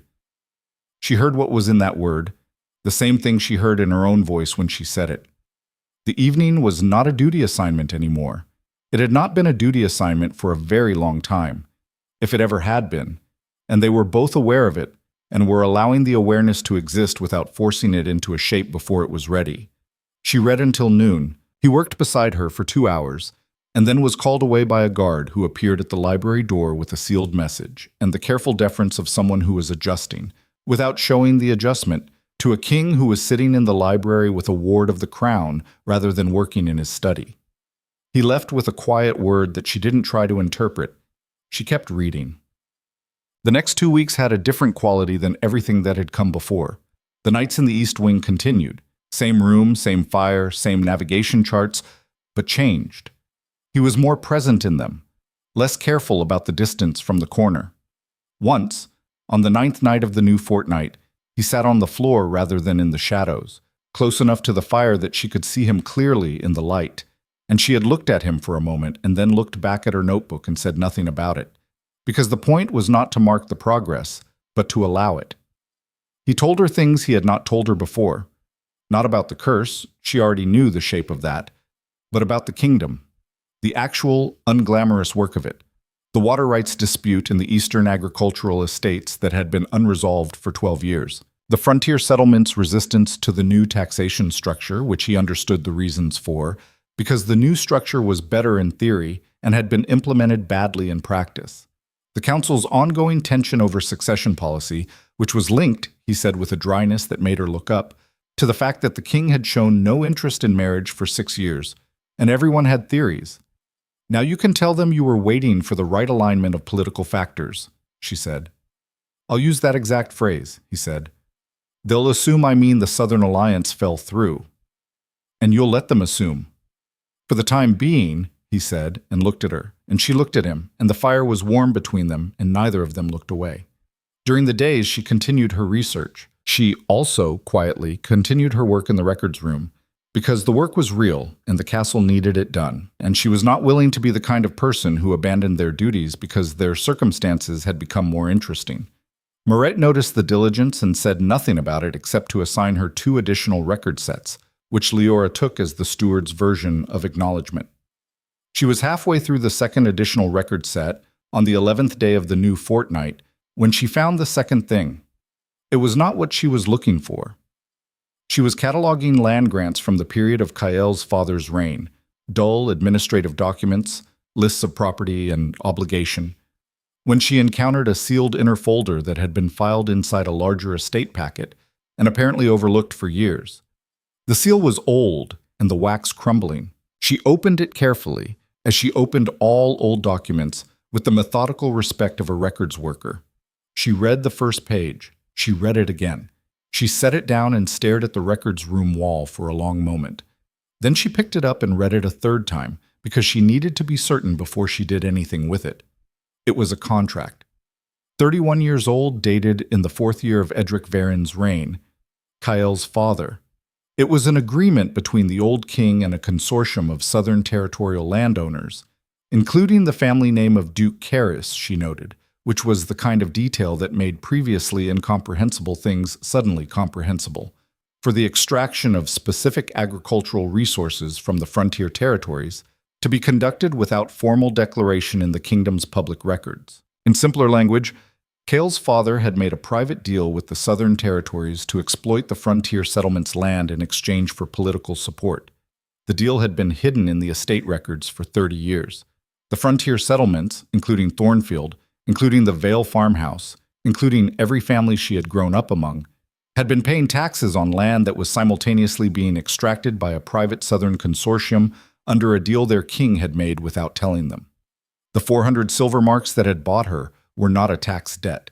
They were, in part, the accumulated surcharge of a fraud her family had been paying into for 30 years. She sat with this for a long time. Then she gathered the document, made a careful copy in her own hand, resealed the original as best she could, replaced it in the estate packet exactly as she'd found it, and locked the copy in the desk drawer she had been assigned for her personal records use. She went back to work. She was very calm. This was the calm of someone who has received a large piece of information and is waiting for the right moment to know what to do with it, which is different from the calm of someone who doesn't understand the importance of what they've found. She understood it perfectly. She waited. She told him that night. She laid the copied document on the stone table and said, "I found this in the estate records today. I want you to read it before I say anything else." He read it. She watched his face in the firelight. Not obviously, not in a way that felt like surveillance, but with the careful peripheral attention she had always paid to people's faces in moments that mattered. She watched the first pass of reading, which was quick and absorptive. She watched him start from the top again, slower, with the particular deliberateness of someone confirming what they thought they read the first time. She watched his jaw set, slightly, and his expression close in the way of a man encountering something that is not surprising in its content. He had clearly known his father's governance was corrupt. She had understood this from things he'd said in passing, but that was worse, in its specifics, than he had known. He set the document down. "How complete is this?" he said. "I don't know yet. It's one contract. There may be more in the estate files. I'll need to go through the full Frontier Land Grant series to find out how extensive the consortium arrangement was." He was quiet. "This is why the Frontier tithe system produces figures that never reconcile," he said slowly. "My accounting counsel has been flagging the Frontier revenue discrepancies for 3 years. I assumed it was collection inefficiency." He looked up. "It wasn't inefficiency." "No." He stood. He moved to the fire. Not the shadows, the fire, which was, she had noted, where he stood now when he was thinking, rather than the corner where he had lived for the first months she'd known him. She watched him stand there with his enormous hands at his sides and his back to her, the firelight moving over him. "The Frontier settlements have been paying into a fraud," he said. "Yes. For 30 years. At least." A silence.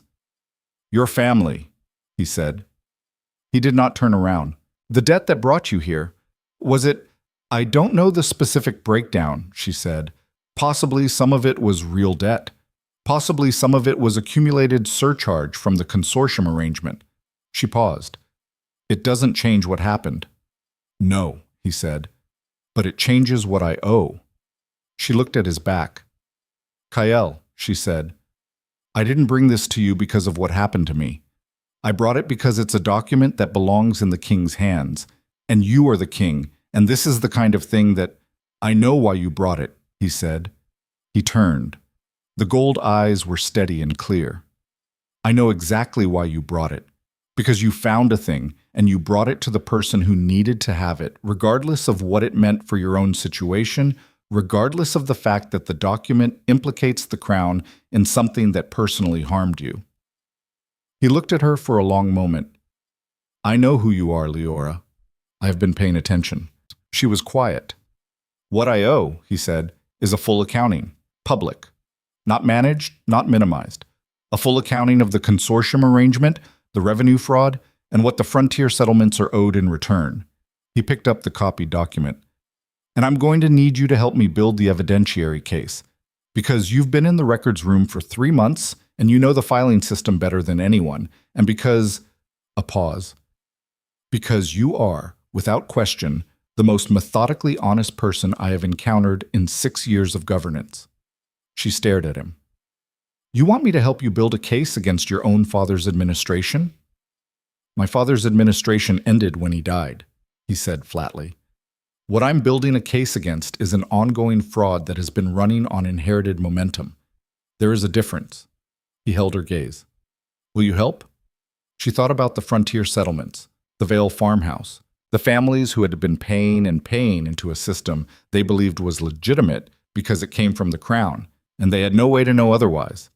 The children who grew up watching their parents calculate every season whether they had enough, and sometimes they didn't, and the children took on the weight of that shortage without understanding why it was always so precise, always just on the edge of manageable. "Yes," she said. He nodded once. Then he sat back down on the floor near the fire. The position she associated with their best conversations, the late-hour position, the position of two people who have stopped performing and are just present, and said, "Show me the filing structure. Walk me through what you have access to."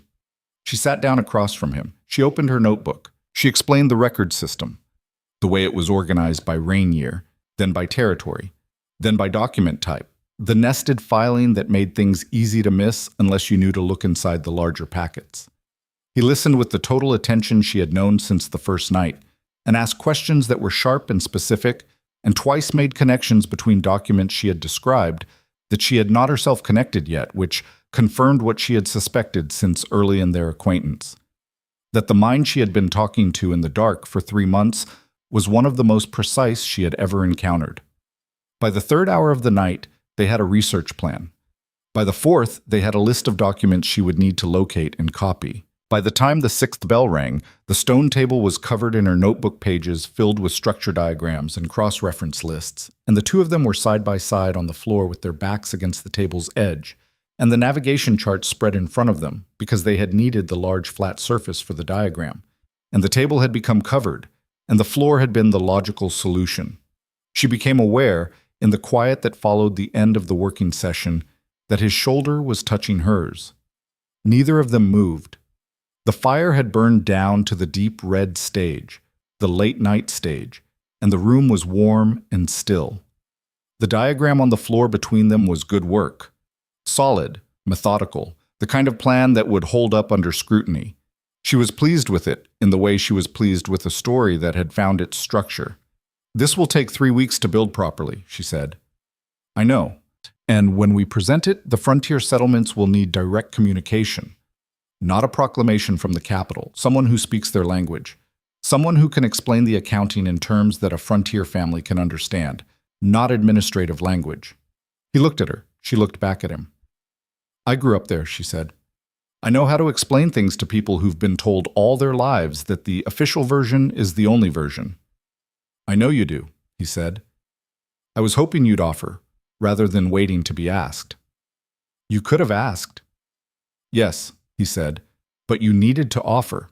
It's different." She held his gaze for a moment. The gold eyes were warm in the last of the firelight. She looked back at the diagram. 3 weeks, she said. 3 weeks, he agreed. The 3 weeks were the most productive of her life. She worked in the records room with a focus that made Tess occasionally appear in the doorway with tea and expressions of mild concern, as if sustained concentration were a symptom of something that required monitoring. She moved through the Frontier Land Grant series with systematic thoroughness, and what she found exceeded what she had found in the first document. There were 4 separate consortium contracts spanning Edric Varin's reign, each one a variation on the same structure. Private extraction rights exchanged for Southern political loyalty, all kept out of the public record, all generating a phantom surcharge that had been folded into the frontier tithe system and collected from settlements that had no idea they were paying for a deal made between their king and men they'd never heard of.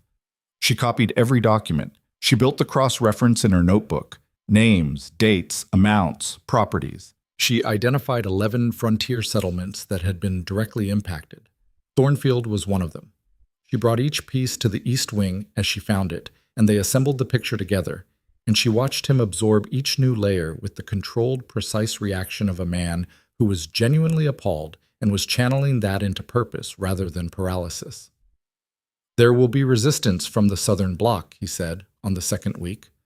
"When this becomes public, Karras's family will argue that the contracts are 30-year-old history and that they bear no current obligation." "Do they?" "Legally, the contracts were made by the Crown, which creates ongoing Crown liability regardless of who was king at the time. The obligation to the frontier settlements is clear." He paused.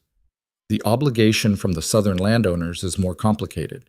Their current holdings have appreciated partly on the basis of the extraction arrangement. Whether that constitutes ongoing liability or historical circumstances, it's ongoing liability," she said. He looked at her. "I'm not a lawyer," she said, "but I grew up in one of those settlements, and the land those arrangements extracted value from is still the land those families live and work on. The ground didn't forget. The families didn't forget, even if they didn't know specifically what they were living with." She held his gaze. "History doesn't end when people stop talking about it." A pause. "My legal counsel," he said, "is going to find you formidable." "Your legal counsel," she said, "should be worried about the 11 settlements, not about me." Something crossed his face then, an expression she had not seen in exactly this form before, in the East Wing, or the library, or anywhere in the 3 months she had been in this castle. It was not the warmth she knew, or the thoughtfulness she knew, or the careful, guarded humor she knew. It was something older than all of those.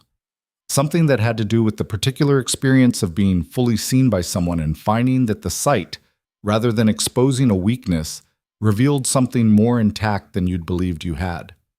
He looked at her with that expression for a long moment. Then he looked back at the documents. 3 more days, he said. Then we present it to the council. Together? She asked. He did not hesitate. Together. But the council presentation happened on a gray morning at the end of the 3rd week, in a long stone room with a table that seated 16 and windows that looked out over the city's western rooftops. Liora stood at Kael's right hand, not behind him, not at a distance, at his right hand, with the assembled documentation in a leather folio she had organized herself, and she watched the council read the first page with the particular attention of people who understood immediately that they were looking at something significant. There were 12 men and 3 women around the table. She recognized Murray among them. The steward held a council seat, apparently, which explained things. The others were a mix of ages and appearances, all carrying the specific quality of people who lived close to power and had learned to manage their reactions. They read. They asked questions. Kael answered, and when the questions turned to the records documentation specifically, to the filing structure, to how the cross-referencing had been done, to the methodology of the evidence collection, he said simply, "Liora built the evidentiary case. Ask her."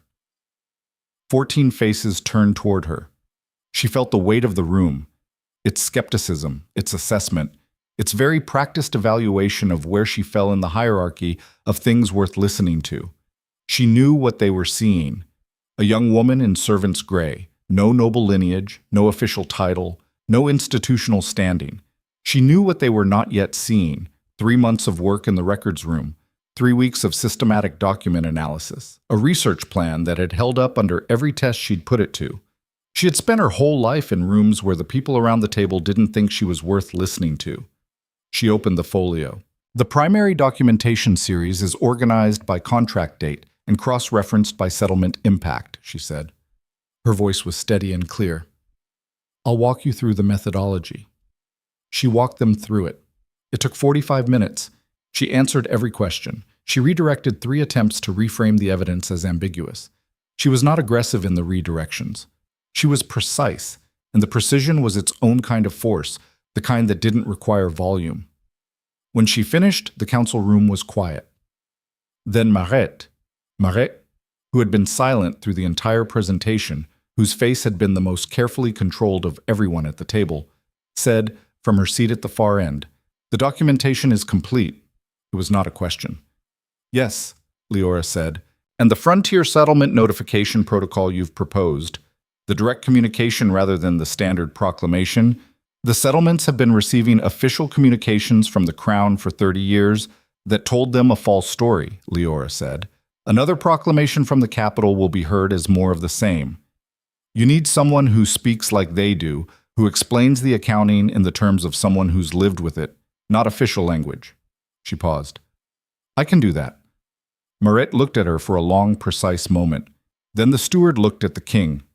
Something passed between them, wordless, the communication of 2 people who had navigated an enormous and difficult secret together for 6 years. Kael said, "The proposal is approved. Liora will lead the frontier communication." The room adjusted, not without friction. She could see it in 3 or 4 of the faces. The particular recalibration of people who had built an assessment of a person and were now being required to update it. But they adjusted, because the evidence was solid, and the king had spoken, and the recalibration was less costly than the alternative. It was not a victory in the large sense. The work ahead was enormous.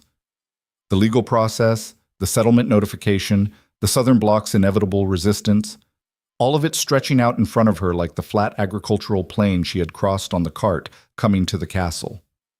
Long and real and full of difficulty. But she was standing at the right hand of the man who would navigate it, with a leather folio of evidence she had built and a council room that had listened to her. And the things she had written in her notebook months ago, "I know how to tell a story," had turned out to be true in ways she hadn't fully understood when she wrote it. The meeting ended. The council filed out. Mireille paused at the door. She looked at Liora directly. Not the careful, evaluative look of their first meeting, but something fuller, something that had come to its conclusion.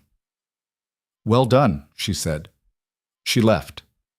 Liora stood at the long table with the leather folio in her hands. Kael came to stand beside her. "Well done," he said. "You already said that," she said, "through Mireille." "Mireille said it herself. I'm saying it myself." He paused. "They'll test you again, the council. Once is not enough for some of them." "I know," she said. "I've been underestimated my whole life. I'm used to doing things twice." He looked at her. "You shouldn't have to," he said, quietly, directly, without softening it into something more manageable. She looked back at him. In the gray morning light of the council room, with the city spread out beyond the windows and the documentation that would change 11 settlements' futures laid out on the table between them, his face was entirely readable. No firelight and shadow, no distance, no careful management of expression, just the gold eyes and the honesty that had always been in them, in both of his forms, consistent and complete, looking at her the way he had looked at her since the first night she read to him across a firelit room. "No," she agreed softly. "I shouldn't." Outside, the city of Valdenmoor moved through its morning with no knowledge of what had just shifted in a gray stone room at its heart. The frontier settlements, 11 of them, went about their days without yet knowing that a document found in a filing cabinet by a girl they'd never heard of was about to change the arithmetic of what they were owed. And in the council room, the king stood beside the woman he had been talking to since the darkest hours of the night for 3 months, in 2 different bodies and the same complete voice, and neither of them looked away. The morning light moved across the stone floor. The day was just beginning. The day was just beginning, and so was the hardest part. The council approval was one thing. The world outside that gray stone room was another entirely. And Liora had spent enough of her life understanding the difference between a decision made in a protected space and that same decision surviving contact with everything beyond it. She knew that the consortium documentation, as solid as it was, would face the full weight of 30 years of established interest the moment it left the castle walls. She knew that 11 frontier settlements full of people who had learned not to trust official voices would not simply open their doors to a crown representative, even one who spoke like them, even one who had grown up among them. She also knew, with the particular certainty of someone who had spent 3 months building an argument in the dark with a man who demanded that every sentence hold its own weight, that the case she had built would hold. She spent the first week after the council meeting in preparation, not the kind of preparation that came naturally to the castle's administrative apparatus. She had declined, politely but firmly, the offer of a formal written proclamation to distribute in advance of her arrival, on the grounds that a document bearing the crown seal arriving before a human being was exactly the dynamic she was trying to dismantle. Instead, she prepared the way she had always prepared for the things that mattered. She read, she wrote, she practiced saying difficult, true things in plain language, and she thought very carefully about what she would do when the first person in the first settlement looked at her with the face of someone who had heard official assurances before and had learned exactly what they were worth. She was 3 days into this preparation when Mireille came to her room in the evening before the East Wing bell and sat in the single chair without being invited, which told Liora the conversation was formal. "The Southern Bloc has retained legal representation," Mireille said. "They've filed a preemptive challenge with the territorial court, arguing that the consortium contracts fall under the historical indemnity provisions of the interregional trade accords." Liora looked at her. "Do they?" "Our legal counsel says no. Their legal counsel says yes. It will go to the adjudication panel." Mireille's voice was level. This means the frontier notification may need to be delayed until— No, Liora said. Mairead paused. The king's protocol in contested legal situations is to— The settlements have been waiting 30 years, Liora said. Every month we delay the notification is another month they're living with a story that's false. The legal challenge can proceed on its own timeline. The people in those settlements deserve to know what was done to them, regardless of whether the adjudication panel has finished deciding how much it costs the southern landowners. She held Mairead's gaze. I'll go next week as planned. The notification is not contingent on the legal outcome. A silence. The king will need to formally authorize that, Mairead said. I know, Liora said. I'll speak to him tonight. Mairead looked at her for a long moment. The same look she'd given her in the council room, the look that had arrived at its conclusion. Then she stood. I'll have the travel arrangements confirmed, she said. She left. Liora sat alone for a moment. Then she picked up her notebook and went to the east wing. He authorized it without hesitation. The legal challenge is a delay tactic, he said, in the way he said things when he had already analyzed them to their conclusion. Karis knows the consortium contracts won't survive adjudication. He's buying time to manage the political fallout with his allies before the story becomes public. If we delay the notification, we're playing his timeline. That's what I said to Mairead. I know, she told me. A pause, with something quiet and warm in it. I wanted to hear you say it yourself. She looked at him across the navigation charts. They had developed a habit, in the past weeks, of spreading the charts out even when they weren't discussing them, as if the physical presence of the old maps, with their moved borders and renamed territories, was a useful reminder of the nature of all the things they were working with. Nothing fixed, nothing permanent, everything redrawn by people who had the courage to pick up the pen. There's something else, he said. She looked at him. The integration work, he said, and the way he said it, carefully, with the particular tone he used for things he was still in the process of. I want you to know that it's— He stopped. It's different from what I expected. Different how? I expected it to be an act of will, he said. A sustained effort. Something I did to myself, like restructuring a building. I expected it to be hard in the way that difficult things are hard. He was quiet for a moment. It's not that. It's more like remembering something I already knew and had been very carefully forgetting. She looked at him. The two states, he said, the day and the night. I'd been treating them as a punishment and an escape. The day as the real life I was trying to preserve. The night as the sentence I was serving. He met her eyes. But you talked to me like I was the same person in both. For months. You never adjusted for the form. You talked to me the same way at midnight as you would have in the morning if you'd known it was me. He paused. And at some point, I started to. She was quiet. Is it working? She asked softly. I don't know yet, he said. But it feels less divided. There's less distance between the two. Less of the sense that I am ending each dawn and beginning each dusk. More that I am— He paused, searching, and she waited, because she had learned that he found the right words if she gave him room. More that I am one person moving through different circumstances, not two people taking turns. She wrote that down. Can I quote you? She asked. The sound she loved, the brief startled warmth of it.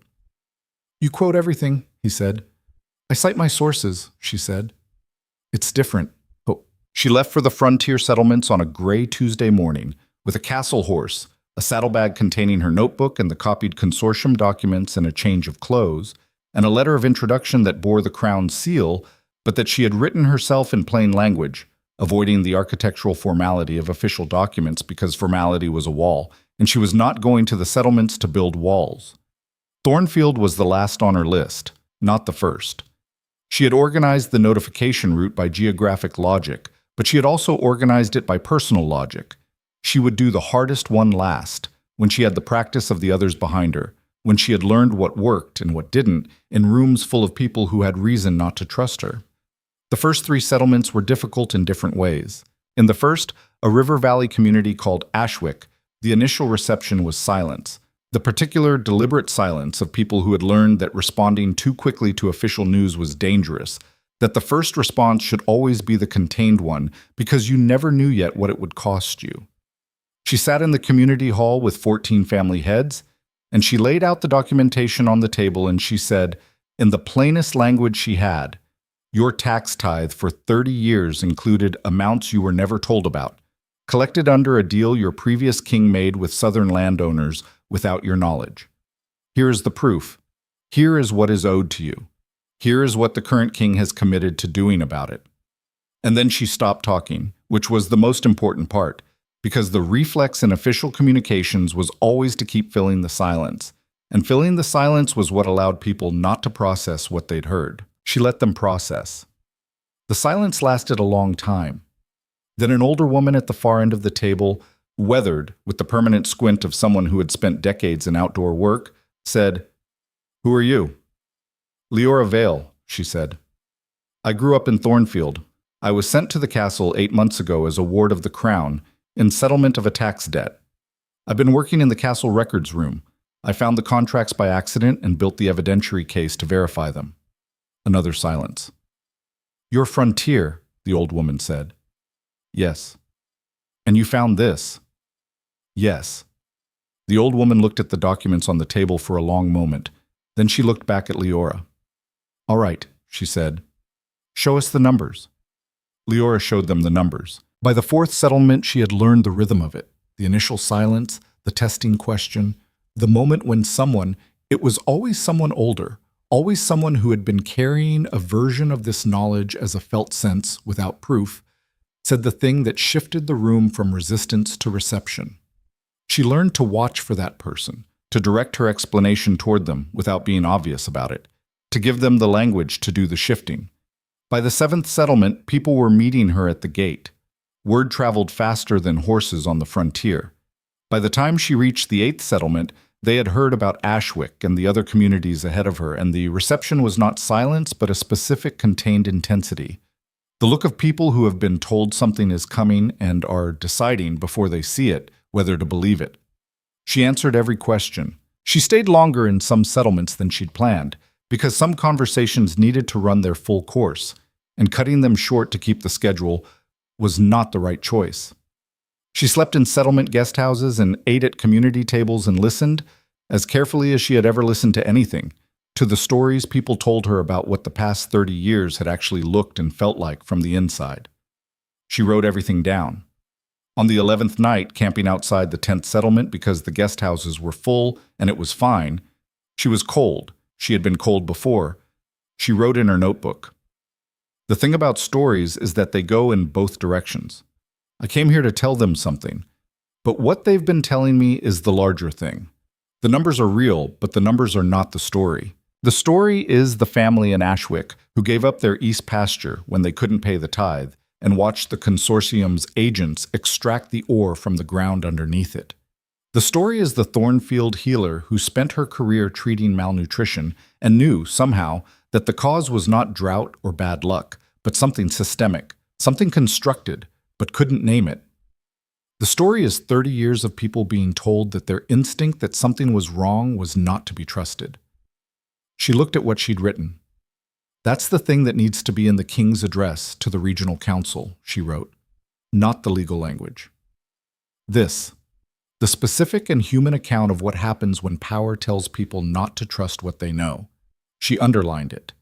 She went to sleep on the cold ground and woke up early and rode to the 10th settlement and did her job. Thornfield was on a cold, clear day in the 5th week of her tour. She crested the hill she had crested thousands of times as a child, coming back from the market, coming back from the outer fields, coming back from the forest that bordered the settlement's eastern edge, and the view was exactly the same as it had always been. Scrubby, salt-dried land, farmhouses scattered at irregular intervals, the water tower that had needed repairs for 20 years and had not yet received them, the specific, blunt particularity of a place that had never been beautiful and had never pretended to be. She rode down the hill. The community meeting was held in the settlement hall, the same hall where, 8 months ago, her father had received the tax enforcer's visit and made the decision that had sent her east. The same long table, some of the same faces. Different now because she was different, and because what she was carrying was different, and because the room knew she was coming and had a quality of tension that told her the word had arrived before her. She set the documentation on the table. She said what she had said in 9 other settlements.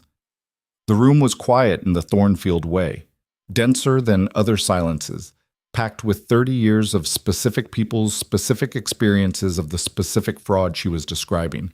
Then, from the second row of seats, her father stood up. She had known he would be here. Of course he would be here.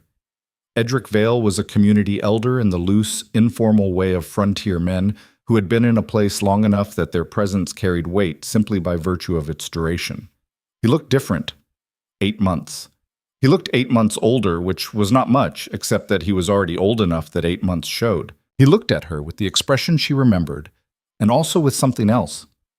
Something that had not been there before, or that she had not been present to see, which was the consideration of a man who has had months to sit with a decision and has not, she suspected, been entirely comfortable with what he found when he looked at it.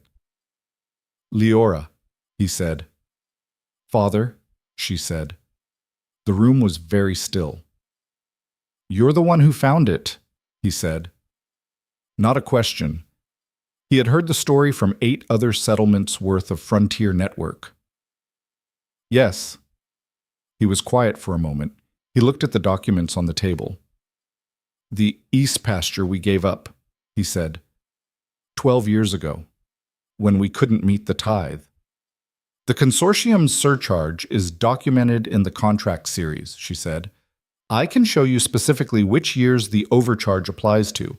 The east pasture," she found the relevant page, "falls within the primary extraction period. You should have it back, or its current assessed value in restitution.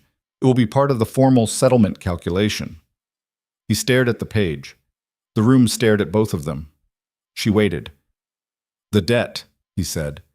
His voice was different, lower and careful, with something in it she had not heard before. "The 400 silver, was it partly real, partly surcharge?" she said. "The specific breakdown will come out in the individual settlement calculations. But yes, some portion of what you owed was money that should never have been collected in the first place." A long silence. She watched her father stand at the table with the documentation in front of him and absorb the particular arithmetic of what that meant.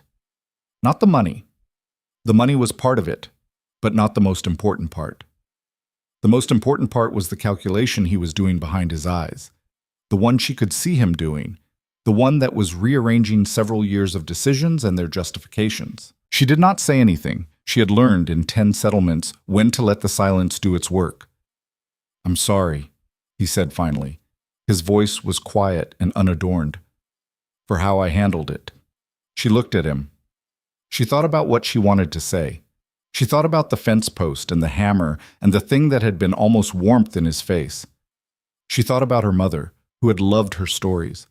She thought about 22 years in a notebook full of things she had written to make the world feel survivable, and the cold morning she had ridden east in a cart with 2 soldiers who didn't know her name. "I know," she said. It was neither absolution nor refusal. It was simply true. She knew. She had known, for a long time, how his regret worked and what it looked like and what it cost him to show it. "We'll talk more when the settlement process is complete. I'll come back." He sat down. She continued the meeting. She returned to Valdenmoor Castle on a grey afternoon in late autumn, 6 weeks after she had left, with a saddlebag full of notebooks, a body that was tired in the productive way of work completed, and the knowledge that she had done every part of it correctly. Moret met her at the gate. "The adjudication panel ruled against the Southern Block's challenge 2 weeks ago," the steward said, walking beside her as she led the horse to the stable. "The consortium contracts stand as crown liability, with frontier settlement restitution required. Karis is negotiating terms." "Loudly?" she asked. "Very," Moret said, "but negotiating." A pause. "The king has been impatient for your return." She looked at Marais. Maret's expression was the one that had arrived at its conclusion. "He's been impossible," Marais said, with the precise understatement of someone who has spent 6 years managing an impossible situation and has perhaps just arrived at the point of finding it bearable, in the specific way of someone who is not accustomed to waiting for things they care about. Liora allowed herself, for the first time in 6 weeks, a full and uncomplicated smile. "I'll go to him tonight," she said.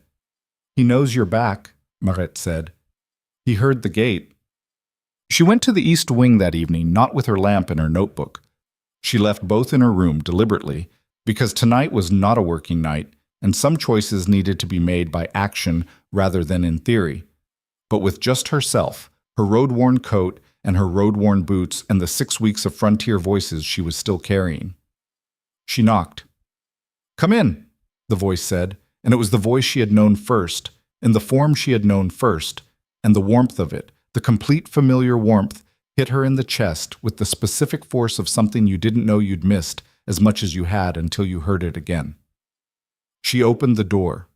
The fire was high. The navigation charts were on the table. He was in the corner, the gold eyes finding her immediately, with the attention that had never once wavered. And she crossed the room and sat down on the floor near the fire, the same position, the first position, the one she had taken on the first night without thinking, and she set her back against the stone table's edge and looked at the fire. "I have 6 notebooks worth of stories," she said, "from the settlements, real ones, things people told me." "Tell me," he said. She told him. She talked for 2 hours without stopping, not reading, just talking, the way she had talked to settlement after settlement about what they were owed, but different, because this was not the official account, and this was not the documented evidence. This was the human interior of the 6 weeks, the things she had written down at night by campfire and guest house lamp. The stories that were not part of the legal case, but that were the case's actual content. He listened the way he had always listened, with his whole self, without interruption, with the gold eyes steady and warm.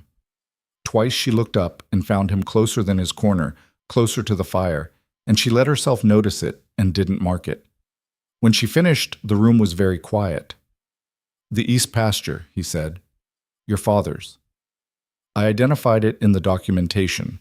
It should be part of his individual settlement calculation. "It will be," he said. "I'll insure it specifically." She looked at her hands. "You don't need to do that for me." "I'm not doing it for you," he said quietly. "I'm doing it because it's right. And because—" a pause. Because his daughter spent 8 months building an evidentiary case that returned 11 settlements worth of stolen value to people who had lived without it for 30 years, and the least I can do is make sure her father's pasture is on the list. She looked up. He had moved fully to the fire now. He was sitting on the floor on the other side of the hearth, the firelight moving over him, the enormous dark shape of him in the familiar nighttime form that she had known first and longest and most honestly, close. The closest he had been in all the months. "How are you?" she asked. He understood what she was asking. "Different," he said. "Better." He was quiet for a moment. "The boundary is," he searched for the word, "less sharp, less like 2 separate rooms and more like one room that changes its quality depending on the light." She nodded. "Tell me something true," she said. He looked at her across the fire. "I was afraid," he said, "that you'd leave. That 6 weeks on the frontier, in the world you came from, would recalibrate something, that you'd remember what normal looked like and choose it." A pause. "I was afraid that what I have to offer you would not—" "Stop," she said gently. He stopped. She moved. She crossed the fire, not around it, the distance beside the hearth, and she sat beside him, which she had been not quite doing for months, which she had been approaching and retreating from in the careful way of someone who didn't want to assume, who wanted to be sure, who had learned from a life of being presumed upon that the only real offerings were the chosen ones. She sat beside him and she looked at the fire. "I went to 11 settlements," she said. "I talked to hundreds of people.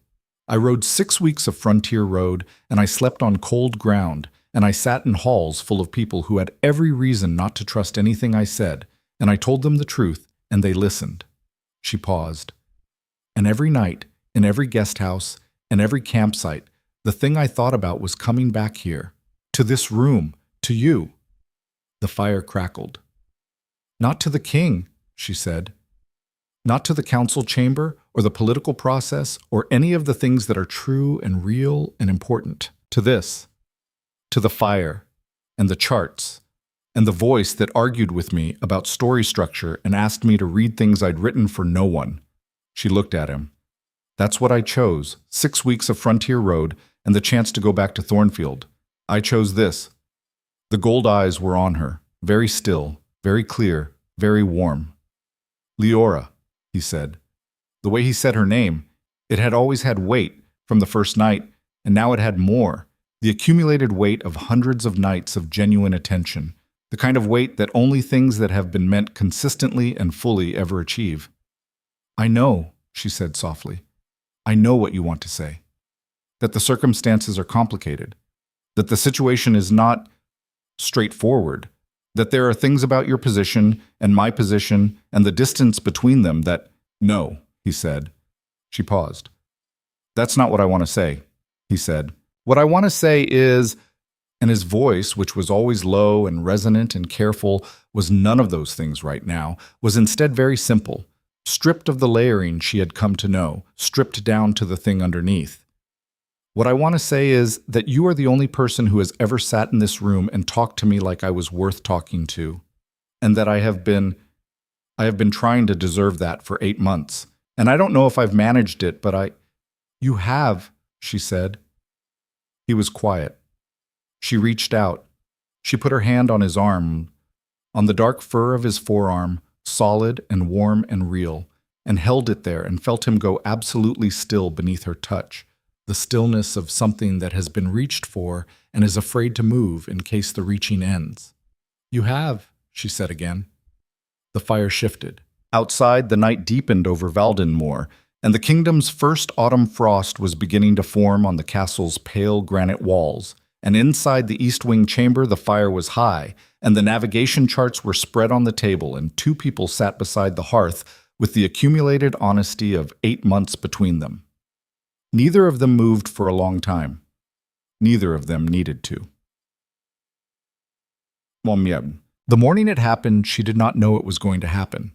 It was 3 weeks after her return, on a day scheduled for the first public announcement of the Frontier Restitution Program.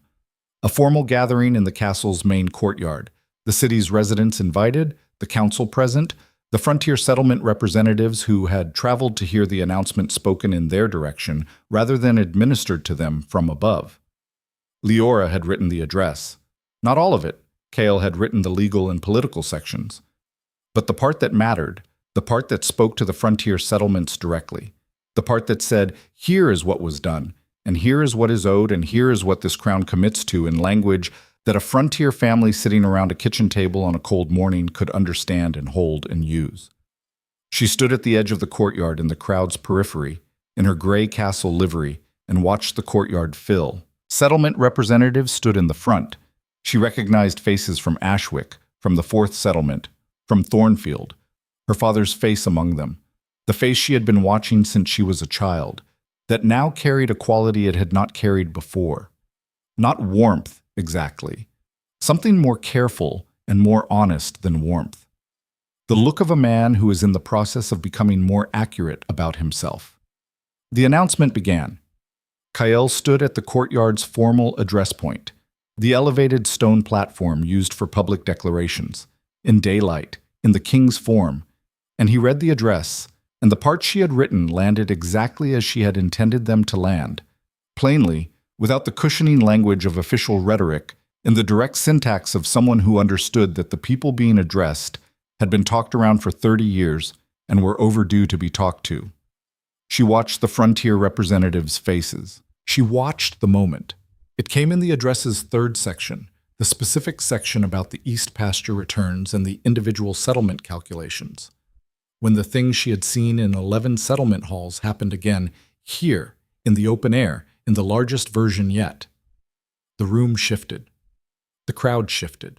Not dramatically, not with noise or movement, but in the particular interior way of a large group of people who have been given something they needed and are in the process of understanding that it's real. She was watching this and feeling the particular quiet satisfaction of a thing done correctly when the attack happened. It came from the crowd's far edge, fast, organized, with the particular efficiency of something planned well in advance. 3 men, moving simultaneously from different angles toward the platform, the glint of blades in the autumn light. Not frontier grievance, not civic protest. The precision of it said something else entirely, professional, funded, the kind of action that was not anger but contract. She was already moving before her mind had finished processing what she was seeing. She was not the only one moving. The castle guard was responding, shouts cutting through the courtyard, people scattering. But she was closer to the platform than the nearest guard, because she had been standing at the crowd's edge in the direction the attack was coming from, and the geometry of it meant that she could reach the platform before the first attacker did.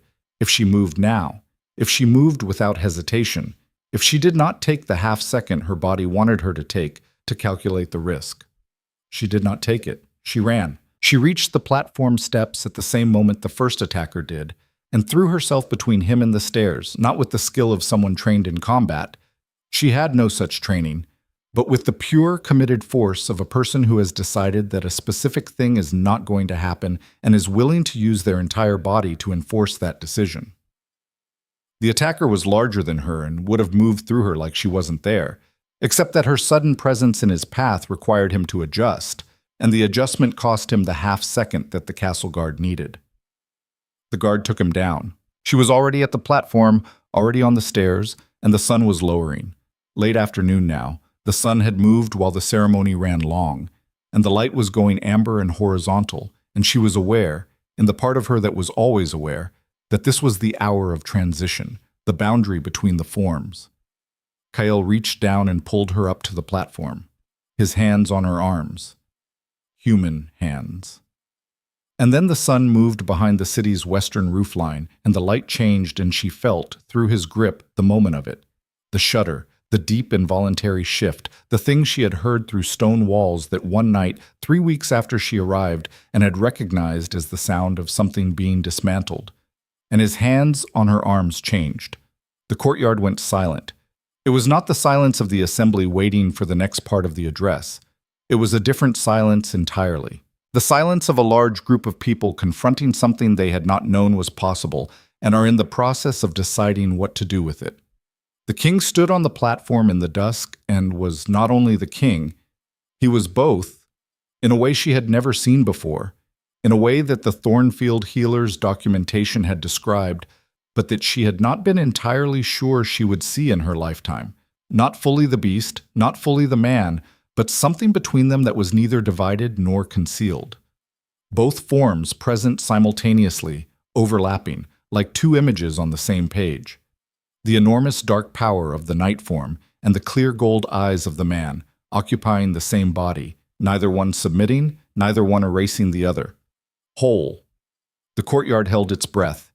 He was looking at her, not at the crowd, not at the remaining attackers being subdued at the yard's far edge, not at his council or his guard or the settlement representatives in the front row. At her, with the expression she had seen in both forms, the expression that had no distance in it, no management, no performance. She looked back at him. She was aware of the courtyard, of the hundreds of people watching, of the settlement representatives in the front row, of Marais at the council position with an expression that had, for the first time she had ever seen, released its control. She was aware that this was the kingdom's public space and that what happened in the next 30 seconds would be the story people told for a very long time. She was also aware that she was done performing for rooms. She had been done for a long time. She climbed the last 2 steps to the platform. She stood beside him, beside both of him, beside the full truth of him, and she turned to face the courtyard. The crowd was very still. She said, in a voice that carried the way voices carry in open stone spaces, in the plain direct syntax she had used in 11 settlement halls and the council chamber in a cold corridor in the middle of the night. This is your king, all of him, not only the part you've been shown. She paused. He has governed this kingdom for 6 years from inside a condition that would have broken most people and been used as an excuse by most rulers. He hasn't used it as an excuse. He's used it. She thought of the navigation charts, the books chosen with care, the long nights of honest conversation, the decision to dismantle 30 years of his father's fraud. as a reason to be more honest than he would have been otherwise. Because people who live in the between places understand that honesty is the only currency that holds its value. The courtyard was absolutely silent. The man who listened to stories in the dark is the same man who stood on this platform today and told 11 settlements the truth about what was taken from them. She looked out at the crowd, at the settlement representatives, at her father's face, which was doing something complicated and honest. I grew up in Thornfield. I was sent here as a ward of the crown in payment of a debt that I've now proven was partly fraudulent. I was told most of my life that I had nothing to offer. No shiftability, no martial skill, no lineage worth citing. She paused. I had stories. And a notebook. And the willingness to sit in a room with something frightening and talk to it honestly until we understood each other. She looked at him. He was watching her with the gold eyes, clear and warm, the dual form settling, the two states occupying their shared body with a new kind of ease. Not the wrenching, involuntary transition she had witnessed before, but something more like the natural movement of a person settling into themselves. I am not nothing, she said. It was not a declaration to the crowd. It was a declaration to herself, the one she had been writing toward for 8 months, the sentence she had been building toward since she was a child in a house that arranged itself to look away from her. And neither is he. The silence held for one more beat. Then it broke, not into chaos, into sound. The complex, unmistakable sound of a large group of people revising their understanding of something they thought they knew. Voices, questions, movement. The settlement representatives in the front row, the woman from Ashwick was the first, beginning to respond, to turn to each other, to process. The council behind them, doing the same in their more contained way. Mairead stood very still, and then she did something Liora had not seen her do in 8 months. She closed her eyes briefly, as if setting down a weight she had carried a long time, and then opened them again, and her expression was the clearest it had ever been. On the platform, his hand found hers, large and careful and entirely certain. She looked at him. "I'm sorry," he said quietly. "Meant for her, not the crowd. For every version of sending you away I've considered. For every moment I thought the rational thing was to protect you from this by removing you from it." "You didn't," she said. "I wanted to," he said, several times. "I know," she said. "I wouldn't have gone." The almost laugh, the real warmth of it, unguarded in front of everyone. "No," he said. "You wouldn't have." The courtyard was still resolving itself. Guards and council and settlement representatives and city residents all in the process of the complicated work of updating their understanding of what they had witnessed and what it meant. It would take time. It would take more than one afternoon. The Southern Bloc's resistance would continue. The legal process would grind forward. The frontier settlements would receive their restitution in installments over years, and the calculation would be contested, and some of it would be harder than she had made it sound in 11 settlement halls. None of that was finished. But something else was. She stood on the platform in the autumn dusk with her hand in his and looked out at the city she had ridden into 8 months ago in the back of a cart, believing the story everyone had told her about herself, carrying a notebook full of stories she had written because the world she lived in was too narrow to contain her, and stories were where she'd built the space she needed. The kingdom spread out in front of her. The stone city, the agricultural plains beyond it, the distant smear on the horizon that was the beginning of the frontier territories. The old borders that the navigation charts showed had moved and moved again as the world became larger than its original lines. She thought about borders, about lines drawn by people who were trying to describe something and didn't quite have the right language for it, about the east pasture that should be returned to the Vale farmhouse, about the Thornfield healer who had spent her career knowing something was wrong without having the documentation to prove it. About her mother, who had said she would change the world with her mouth someday, which had seemed like a mother's extravagance at the time, and had turned out to be, in its precise way, accurate. She thought about a notebook, a lamp, a cold room with a fire and a creature who listened. She thought about the first night, when she had sat down on the floor by the hearth and opened to the first page and begun to read, because it was what she knew how to do, because it was the only tool she had, because she had been told all her life that it was not enough, and she had decided, quietly and without fanfare, that it was. She thought about how right she had been. His hand was warm in hers. The dusk was settling. The city was learning a new story. She had always known that stories could do this, could move through a room and change the shape of it, could reach into the dark and find the thing that was listening and make it feel less alone, could build a bridge between two people or two places or two understandings of the same world. She had known it since she was a child, writing in a cold room in the Vale farmhouse, building in language the space the world refused to give her. She had not known, until now, how far the bridge could reach. She looked at him. He looked at her. The last of the sunlight moved across the pale granite of the courtyard, and the dusk came in, and the lanterns began to light themselves along the castle walls, one by one, small and steady and persistent. And Valdenmoor, which had spent 30 years in the dark about the truth of its frontier and 6 years in the dark about the truth of its king, stood in the autumn evening and began, haltingly, imperfectly, and for real, to see. Months later, in the records room where she still worked most mornings, Liora would add a final entry to the notebook she had carried from Thornfield. It read, "I was traded for a tax debt. I paid it back with interest, in stories and documentation, in the willingness to sit in a dark room with an honest question and wait for an honest answer. I don't know if that's justice, but I know it's true. And I have learned, from a king who lived in the between places and a kingdom that needed to hear a plain sentence, that true is the thing that lasts." She closed the notebook. Outside, the frontier settlements were beginning to receive their restitution. Inside, somewhere in the castle, a man with gold eyes was waiting for the evening. She put the notebook in her desk, picked up her lamp, and went to find him.